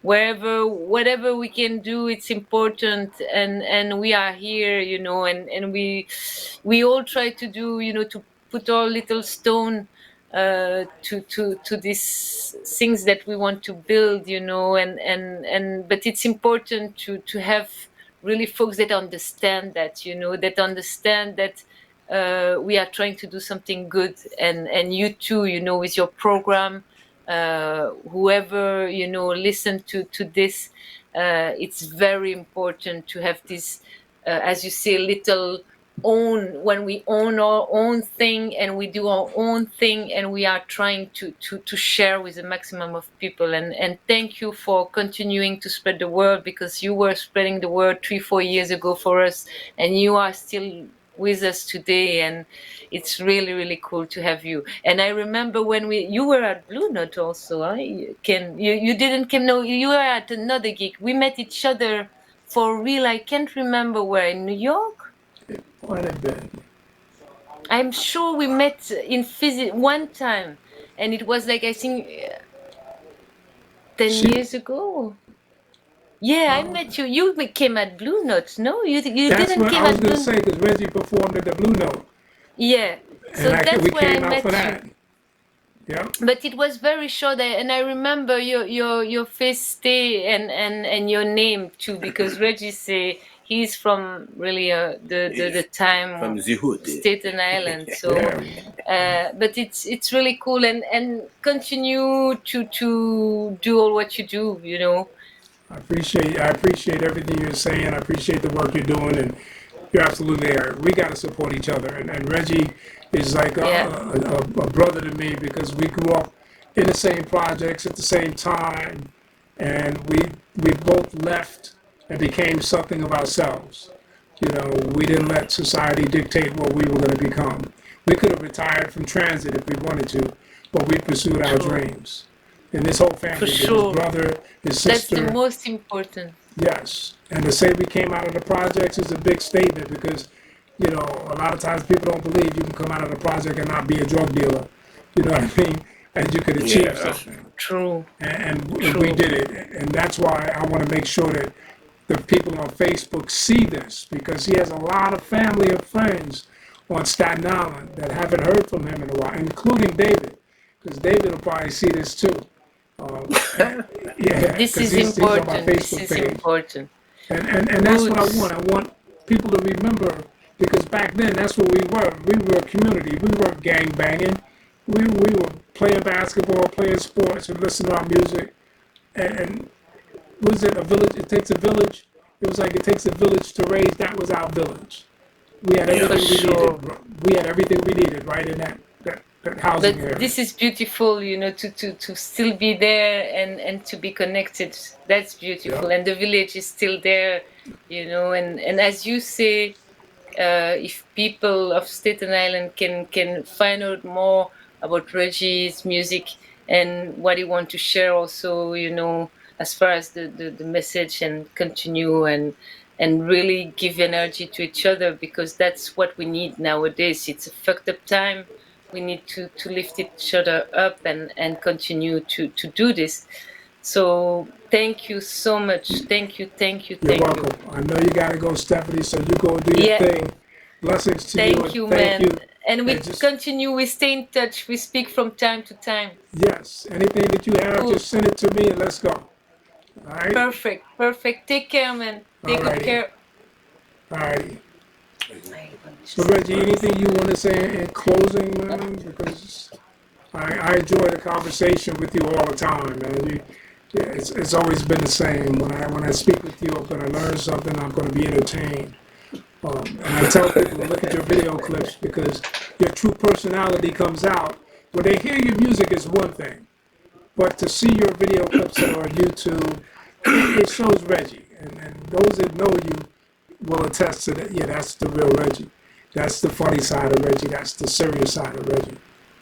See, and a lot of the folks from back in the day, they didn't see the metamorphosis. They saw the start of it. You know, seeing me getting off the boat at 4 o'clock in the morning, or missing the boat and be on there till 4:30, waiting to get home. You know, see me with an instrument on my back. I know that's most folks. That's all they saw was this little kid with an instrument on his back. But I'm glad to say that instrument kept me alive. It kept me wanting adventure. You know, that was the one thing. And in the music, see, when you were talking about the music, that was a what do you call it? An oasis for us. Mm-hmm.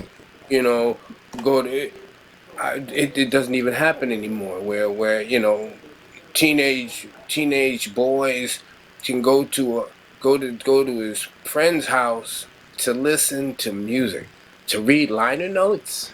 Come on, Right. you know, to discuss, you know, nonsense about music. Really? You know, and that thing that kept me out of a lot of trouble, man. It kept You us know, it. all. I Yeah, think music yeah, saved yeah. us all because, I was caught up between the music and the sports. And I remember my jazz class, the teacher, telling me that you got to do one or the other because if you play basketball or sports, you're going to mess up your hands. Mess up your hands, you can't play the drums. And your brother Kenny told me the same thing. And I was just caught up between it. But I look at my brother, I look at you, I look at your sister, and I look at Kenny, your brother Ken, and I say, when we look at what we're just talking about, the fact that we could go to each other's house and vibe off of music and be different from what was going on around us. I would go play ball, whatever, but the music was the main thing that kept me going and motivated me. And the same thing for a brother with his dance, and your sister, and you, and Kenny, and that was our escapism. But it was our surviving tool. It's Oh what, man. to this day, Plus it kept us. we're It kept us, surviving off of it. and it also kept us. Also kept us dreaming. It also kept us thinking a little bit more, you know, a little bit more expansive than the regular Joe that was doing 9 to 5. You know, and even going back, I think around third grade when was in PS14, we had an exchange program, and the I think it was Miss Ray was the library teacher, and she switched. She went to Germany, and then Miss Gilroy, I believe, came to PS14, and she was exchange teachers, and she was teaching German, and they had a this German class. Does anybody wanna take German? So I put the lottery, put my little name in the in the hat for the lottery, and they pulled out a whole bunch of names, and my name was not pulled out of there. I was really looking forward to that because I was reading stuff. I was looking out the window and imagining, and going to music concerts and different things like that was keeping my mind open. And I, fast forward to now, or better yet, to my first tour, real European tour, like 1984, 1985. I wondered to myself, out of all the kids who went and took that German class, how many of them really made it to Europe, or for that matter, made it to Germany, or knew a German person, or was able to, exercise those German muscles that they were supposed to have gotten. I wonder, because I got pissed off all over again because of that, because it would have come in very, very, very handy, very handy. That's And, true. but only thing I can say to my folks, man, in Staten Island is in engagement. We have to talk to each other. There's a lot of divisiveness, and it's getting worse. It's always been sort of like that on Staten Island, but folks were able to, to not look around it, try to get past some of that stuff.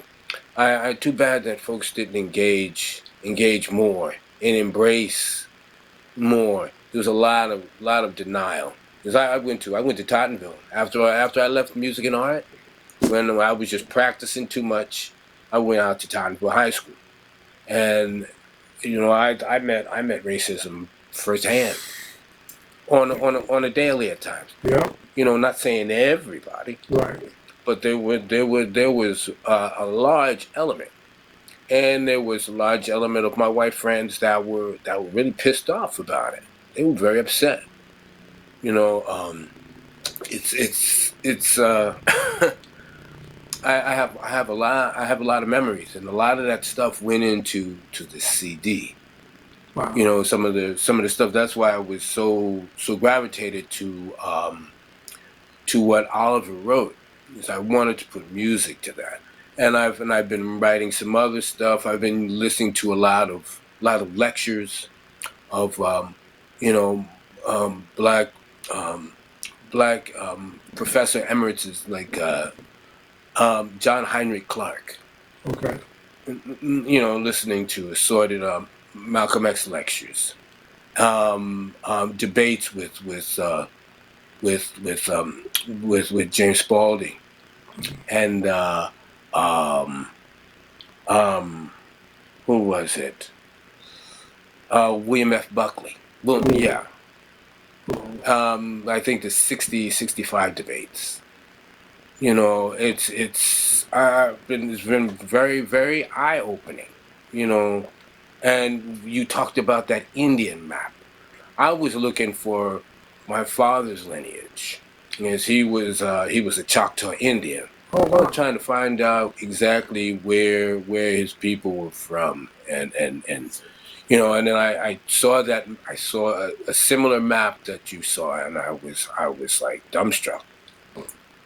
You know, how many names of indigenous tribes were taken to make the city. You know, that other folks, that colonial pioneering folks call themselves discovering.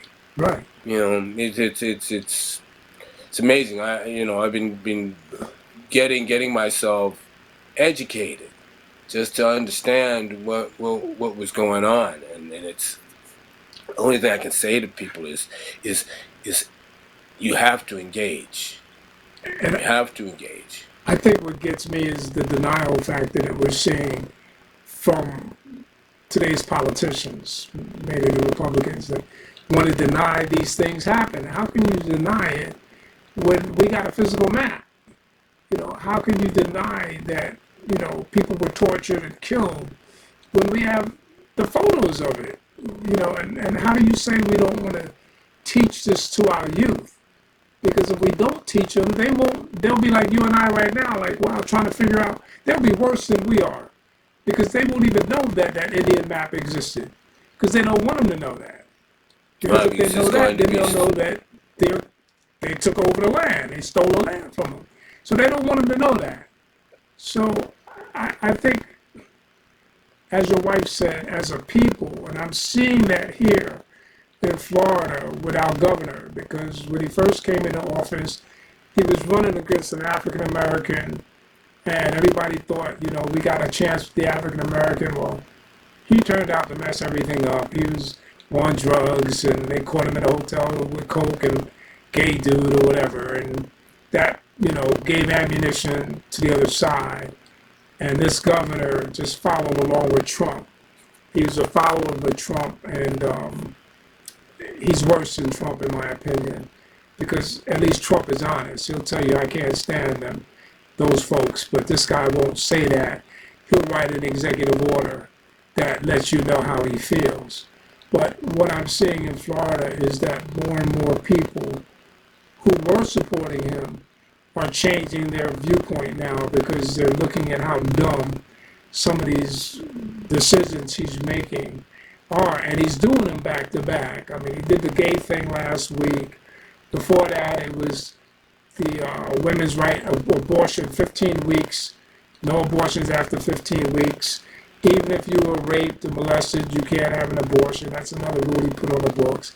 So, of course, the women complained. Now, with the gay rights thing, all the students got out and protested. So every time he makes a decision like this, more and more people who may have been supporting him before are seeing what's happening.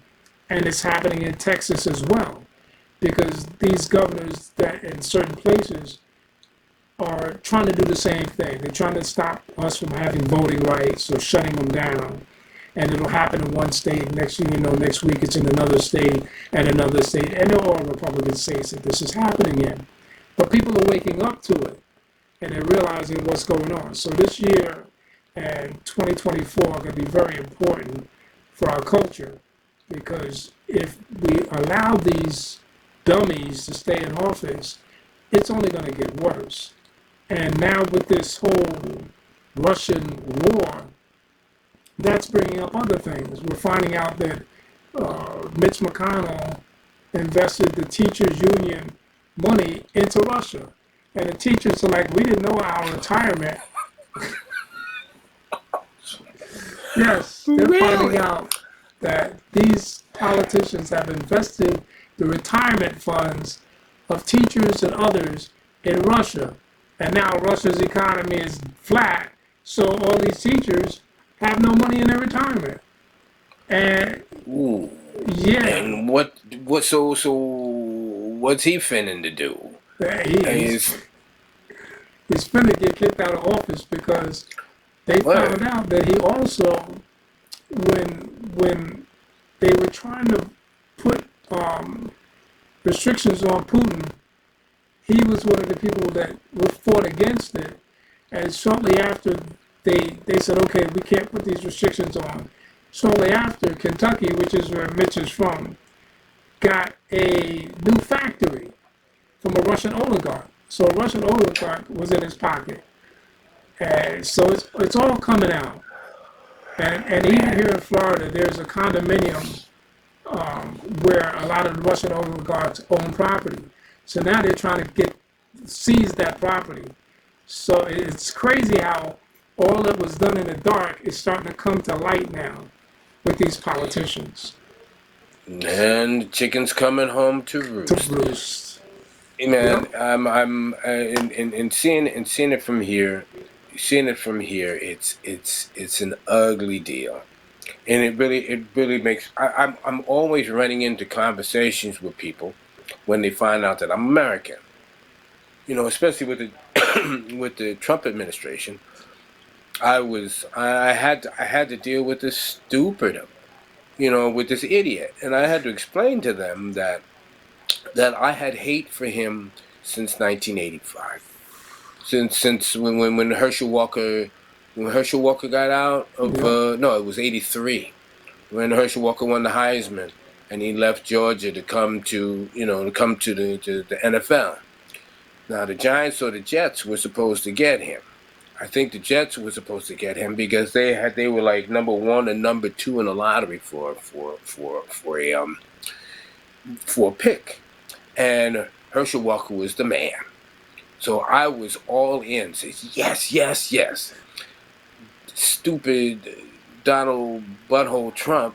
This clown he had the New Jersey Generals from the United States Football League, the fledgling league that was trying to play summer games and outdo the NFL. Right. He paid Herschel Walker like $25 million in a year. So they played a short season during the summer, and they were supposed to do another season, but I think nine games in, the whole group, the whole league just folded, which nullified Herschel Walker's eligibility for an entire year. So we could not get him at all. From that moment on, I did not like him. And then it was the Central Park Five. It was just that basic, I was hearing stories about, I even went to Taj Mahal. What a horrible place. What a horrible place. I did a gig there once. And it was just, the room was okay, but it was just, bleh. Right. I see all this stuff now. Yeah, like as you said, 22, 24, this year is going to be very important because we have no idea what the Democratic Party is going to do, whether they're going to like muster up this type of, who are folks gonna vote for? Because it's I'm not seeing it. And it's all looking to Trump again. And it's a good point you bring up because my wife and I were volunteering for the Palm Beach Democratic Party here. So we get to, and again, there's always madness to my methods to my madness. I wanted us to be represented. And when the lady found out that I was in entertainment and radio. She was in charge of volunteers. She approached us about coming to an event and volunteering to work. And my wife and I were like, yeah, we got nothing to do Saturday. We'll come out, because we had done this in New York too. We worked the polls in Staten Island. We supported the Democratic Party there. And we went, and my wife and I were the only African Americans as volunteers at the event.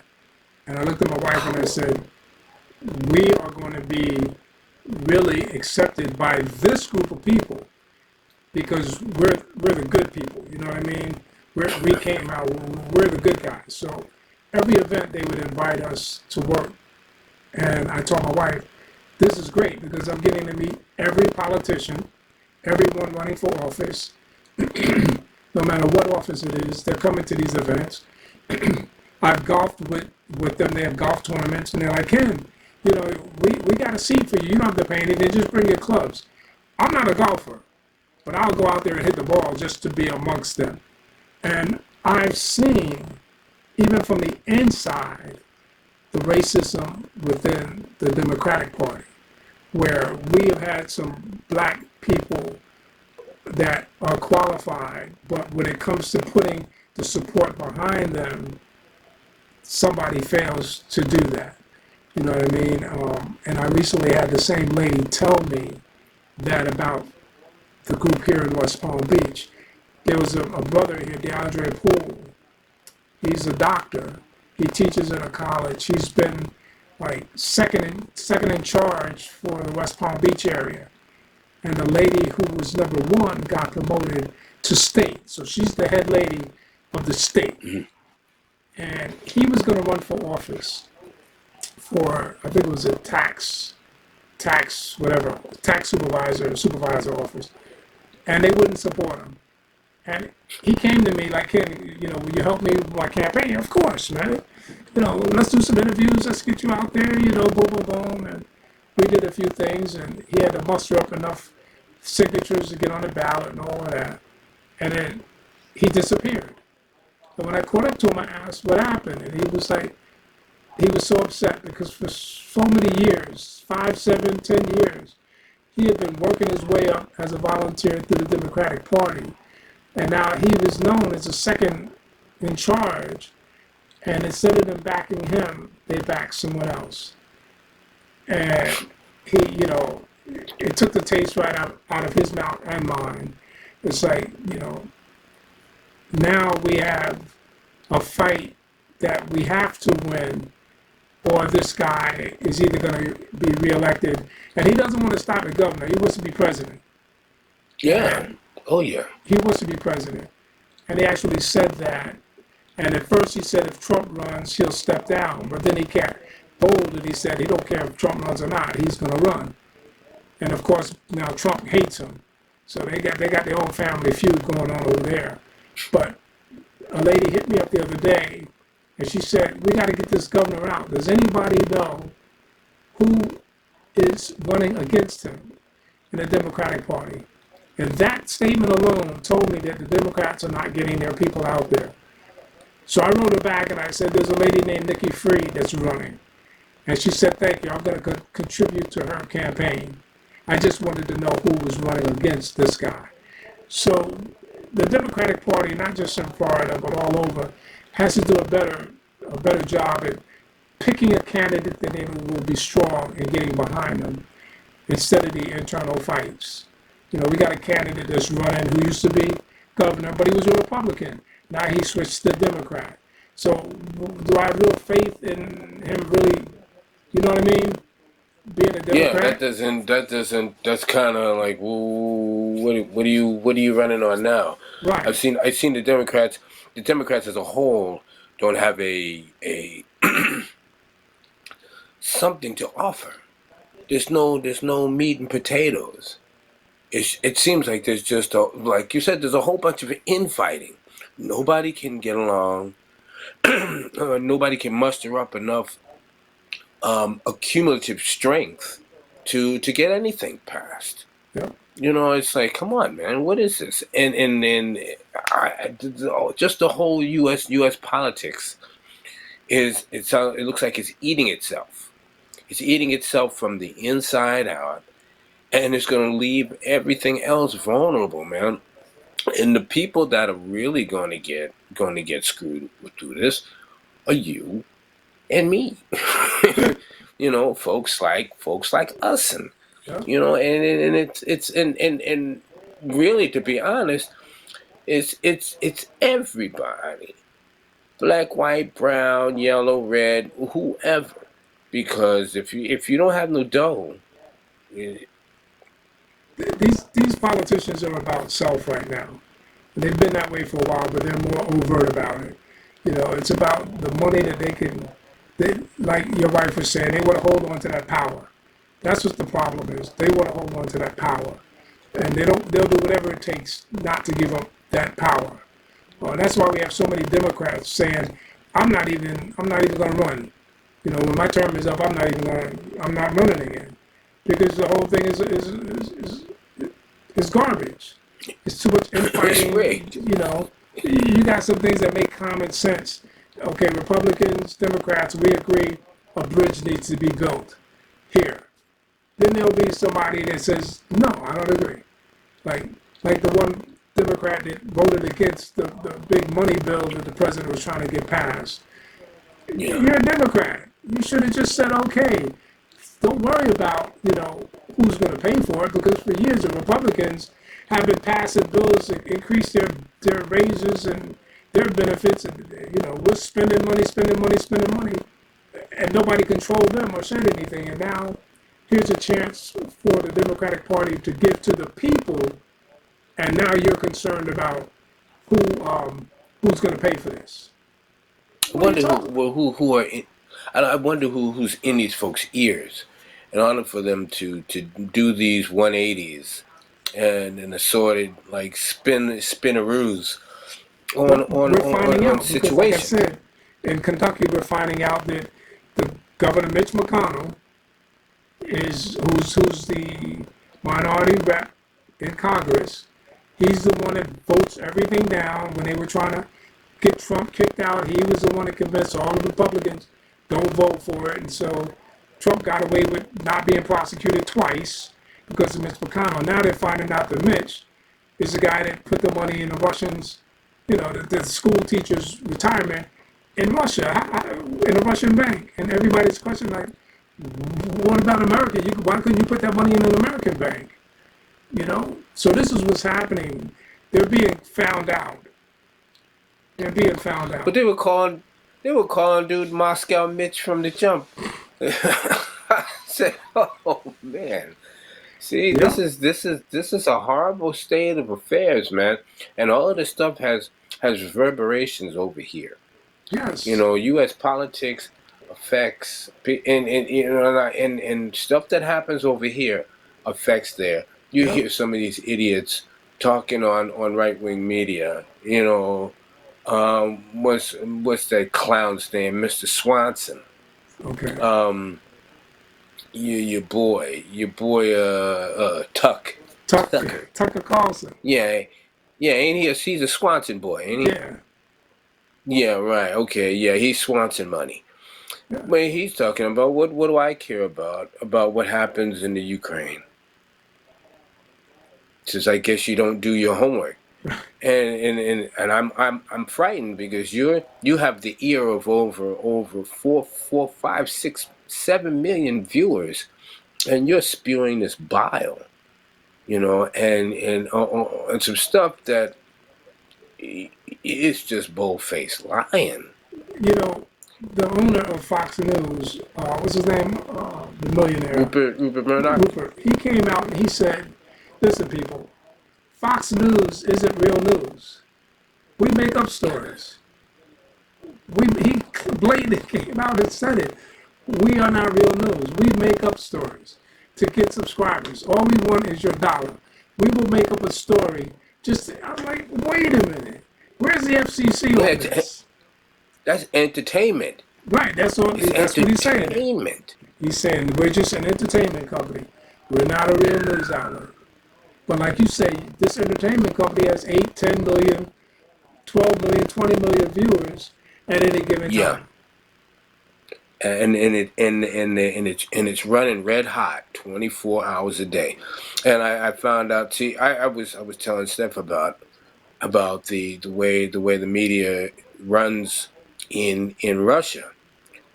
I was saying that it was worse in the States. It is not. Spoke about the fact that it's twice as polarizing in Russia. I've been there a couple of times, and I always had a weird feeling, very very strange feeling about being there. Just being an American was the first thing. Being black, well, oh well, there's nothing I can do about that. But the whole American thing, it was a real strange feeling, man. And also knowing Ukraine, I've been there a couple of times, and it's another frame, it's another zone, or another feeling. It was much more open, promising, excited, by the people, the atmosphere, the place.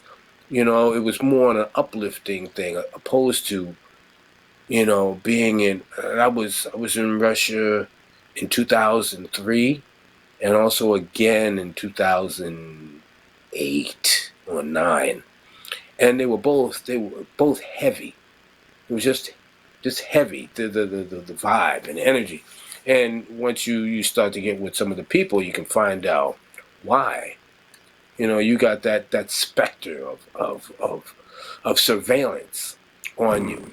Even if you might not even be being surveilled, but just the idea of it hangs over like a cloud, and it's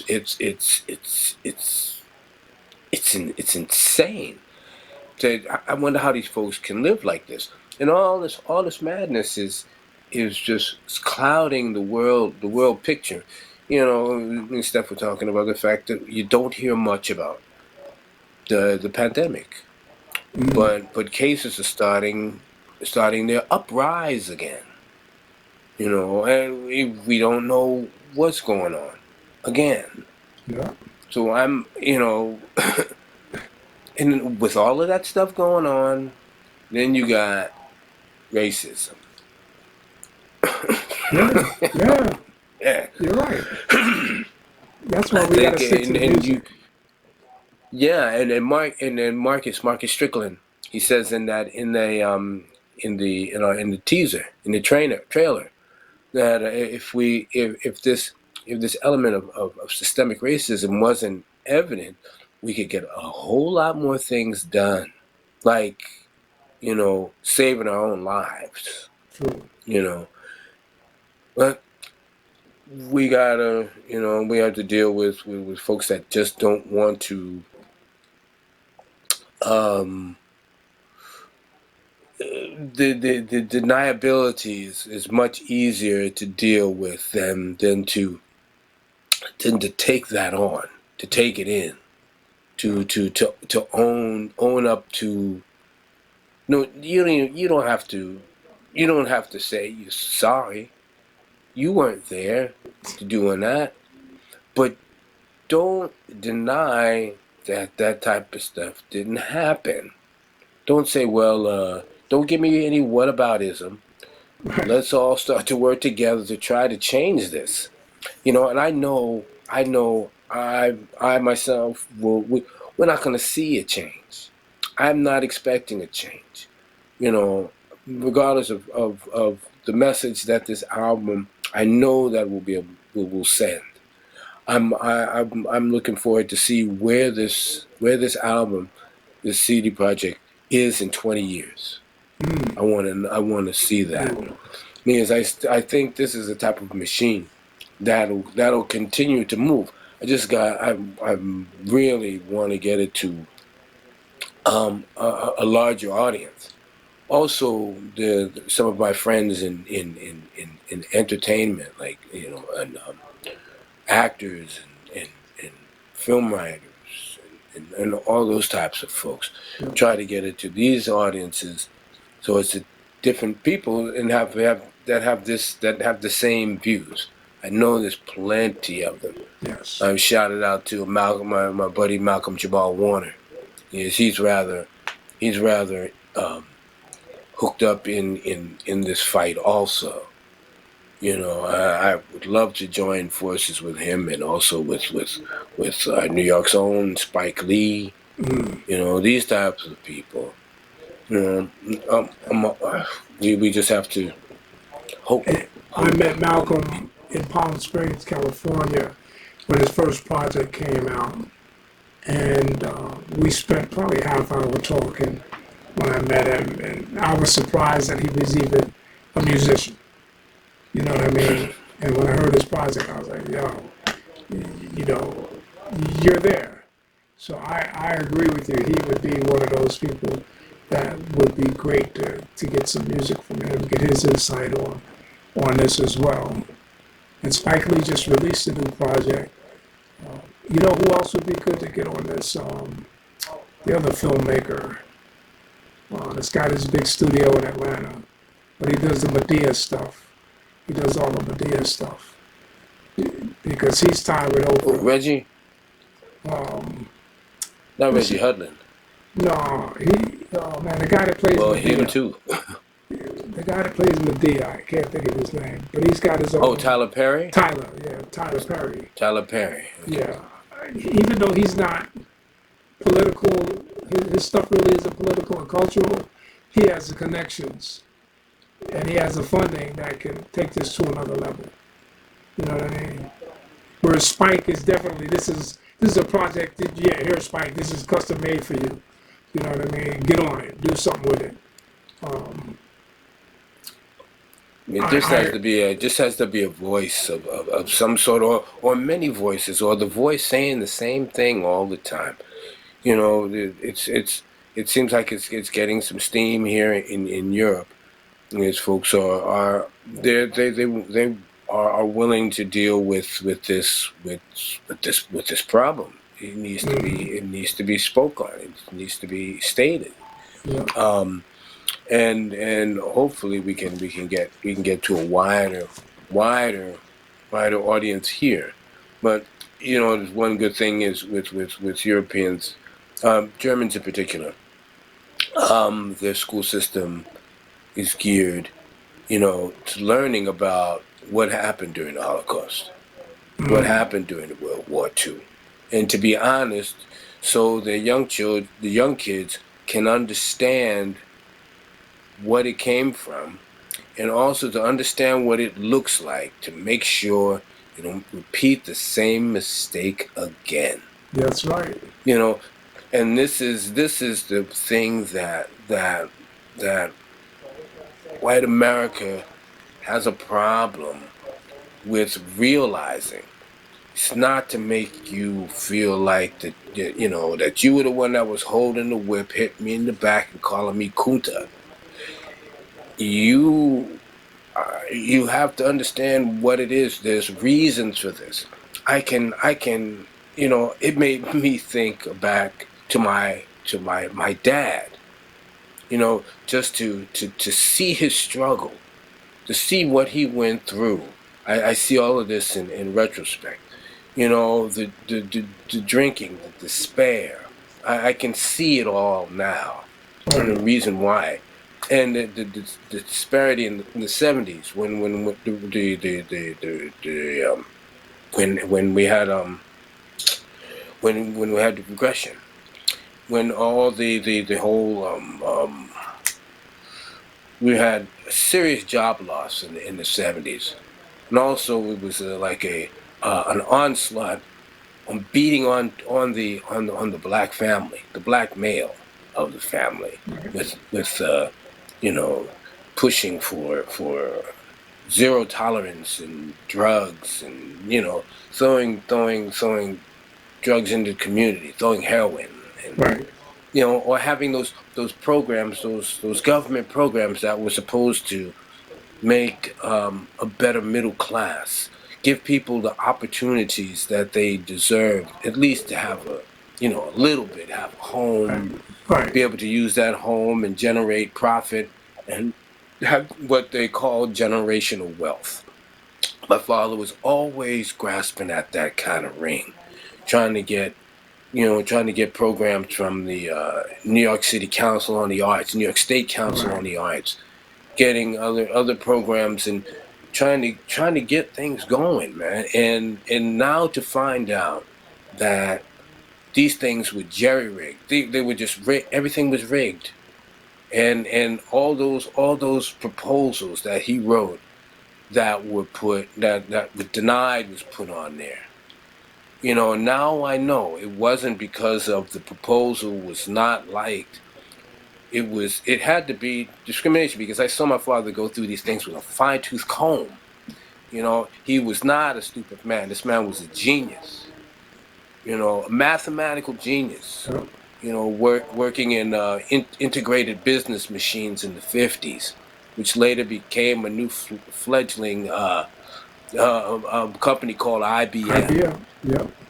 Yeah, listening to computers that were the size of rooms. He was a key punch operator. So was I. That's what I went to Army for, key punch, yeah. Yeah, man. And this cat, he had a vision. He brought music. He brought music to Staten Island. He brought jazz music to Staten Island. That's right. And I saw him fight for this stuff. I saw him. He was broken by the system, and I never knew. I would always thought of my father. Oh man, he quit on us. He just couldn't deal. Now I see, he was beaten down by the system that was rigged to go against him. Some got through. Some got through, depending on where you were. You just started to find out that those same programs that would give him, that was allotted by the federal government, was just allotted to the states. Depending on where you were, what state that you were in, you would have to go by local customs. Right. So, New York, man, Staten Island? Come on. Right off the bat, it was a rigged deck, man. The deck was marked for failure, and it was many. It was planned that way. You know what? To get you in touch with Tracy. She used to be married to David.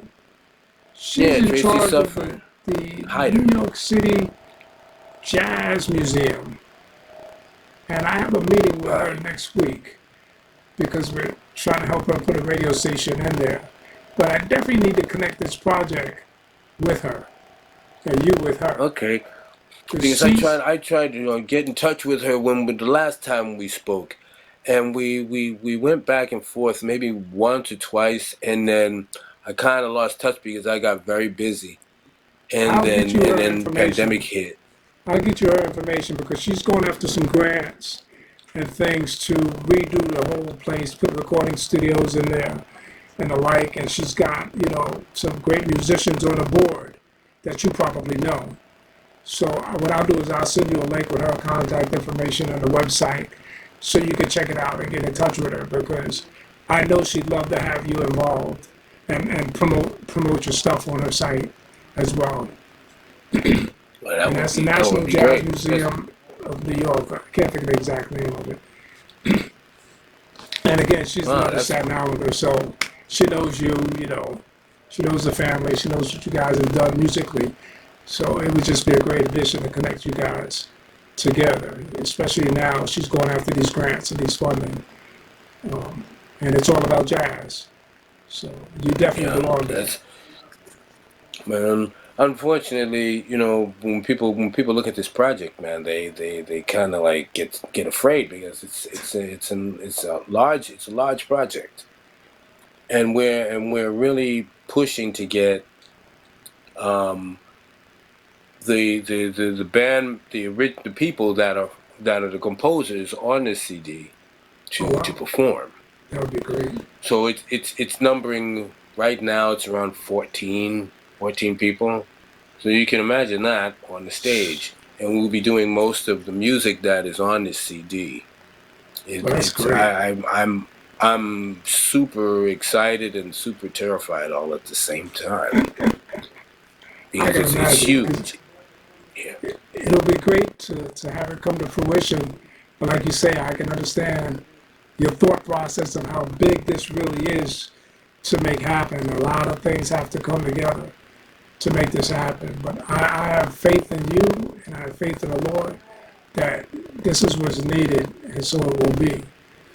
Whether it's a 50 country tour or a 5 country tour or a 5 state tour, as long as it's something that gets this word out, this project out, and what you guys are doing, that's what's important to me. Yeah, I too. Indeed. I'm not going to hold you up anymore, man. I appreciate you reaching out and taking your time, and Stephanie, to talk with me about this. And like I said, this project is phenomenal. People have to know about it. People have to get it. And I'm going to do whatever I can to keep pushing it to as many people that I know, jazz stations that I may know, send them the links so that they can check it out and hopefully get in touch with you guys and get this thing out there and get some sales on it and get some eyeballs and ears on it. To me, that's more important.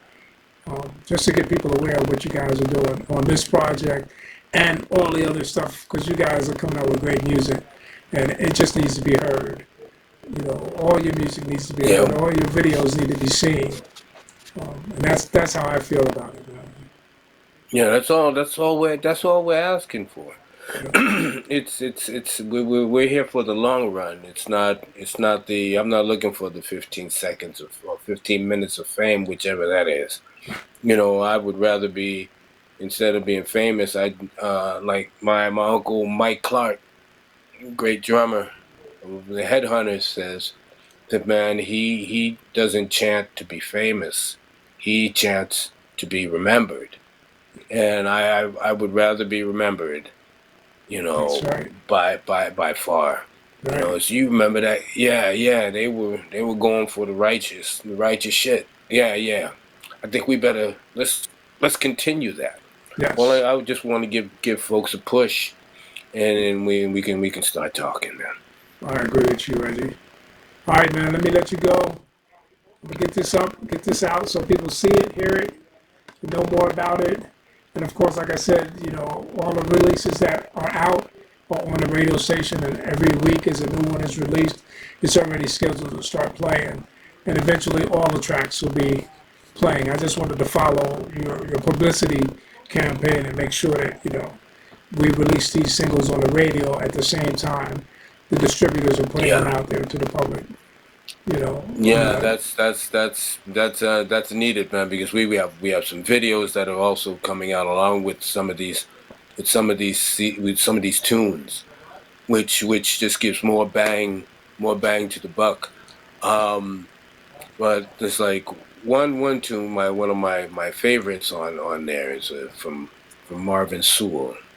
It's called A Hero's Journey. Mm-hmm. This is one of the most gripping solo resonator guitar pieces I've ever heard in my life. It brought me to tears. Wow. It's by far my favorite tune on the CD. When you get a chance, check that out. It's when I listen to the CD, I loaded it in the system, and you're ripping it in, so you don't really get to hear it.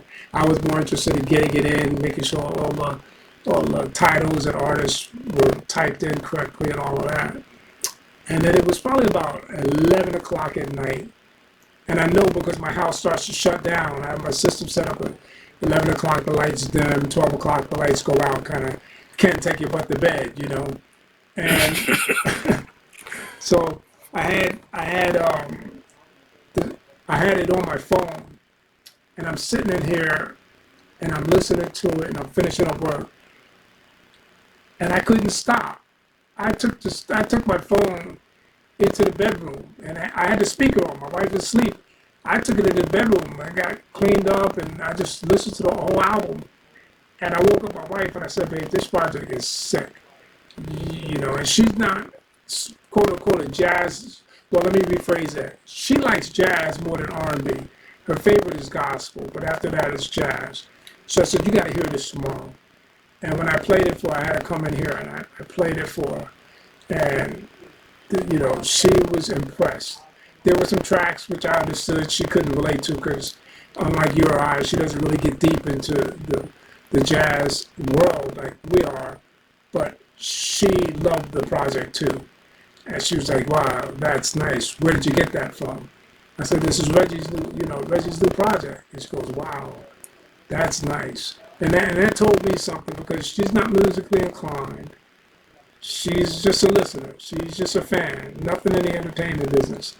Not one stitch. But for her to listen to it and go, okay, I like this. The spoken word pieces, you know, I let her hear it all. And she gave me her honest opinion. And she was like, well, I really can't relate to that one. I was like, it's kind of deep for you because, you know, it's real jazz, pure jazz. But the other things that she could relate to, I could see it in her eyes and her face that it touched her. So I know if it touched her, it's going to touch a lot of others that appreciate jazz. And I sent the link to my man who does a show, The Groove Files, every night on the jazz station at 10 o'clock. He has a show called The Groove Files. And I sent him the link, and he was like, wow, all these musicians on there? You know, when is this project coming out? And I said, it'll be out soon. I'll be getting a CD soon. Man, when we get the CD, we got to put it in rotation. I said, you ain't got to tell me about that. And so as we started playing the first single, I told him, listen to this. And he would listen. He'd say, oh, this is... And he hosts some of the jazz fests in Las Vegas. So... cool. Yeah, so that's another good thing about it is I could get him to... Chip Skivo, I think the guy's name, does a lot of jazz stuff, jazz festivals in Vegas. Mike Skivo. So he'll get it to Skivo.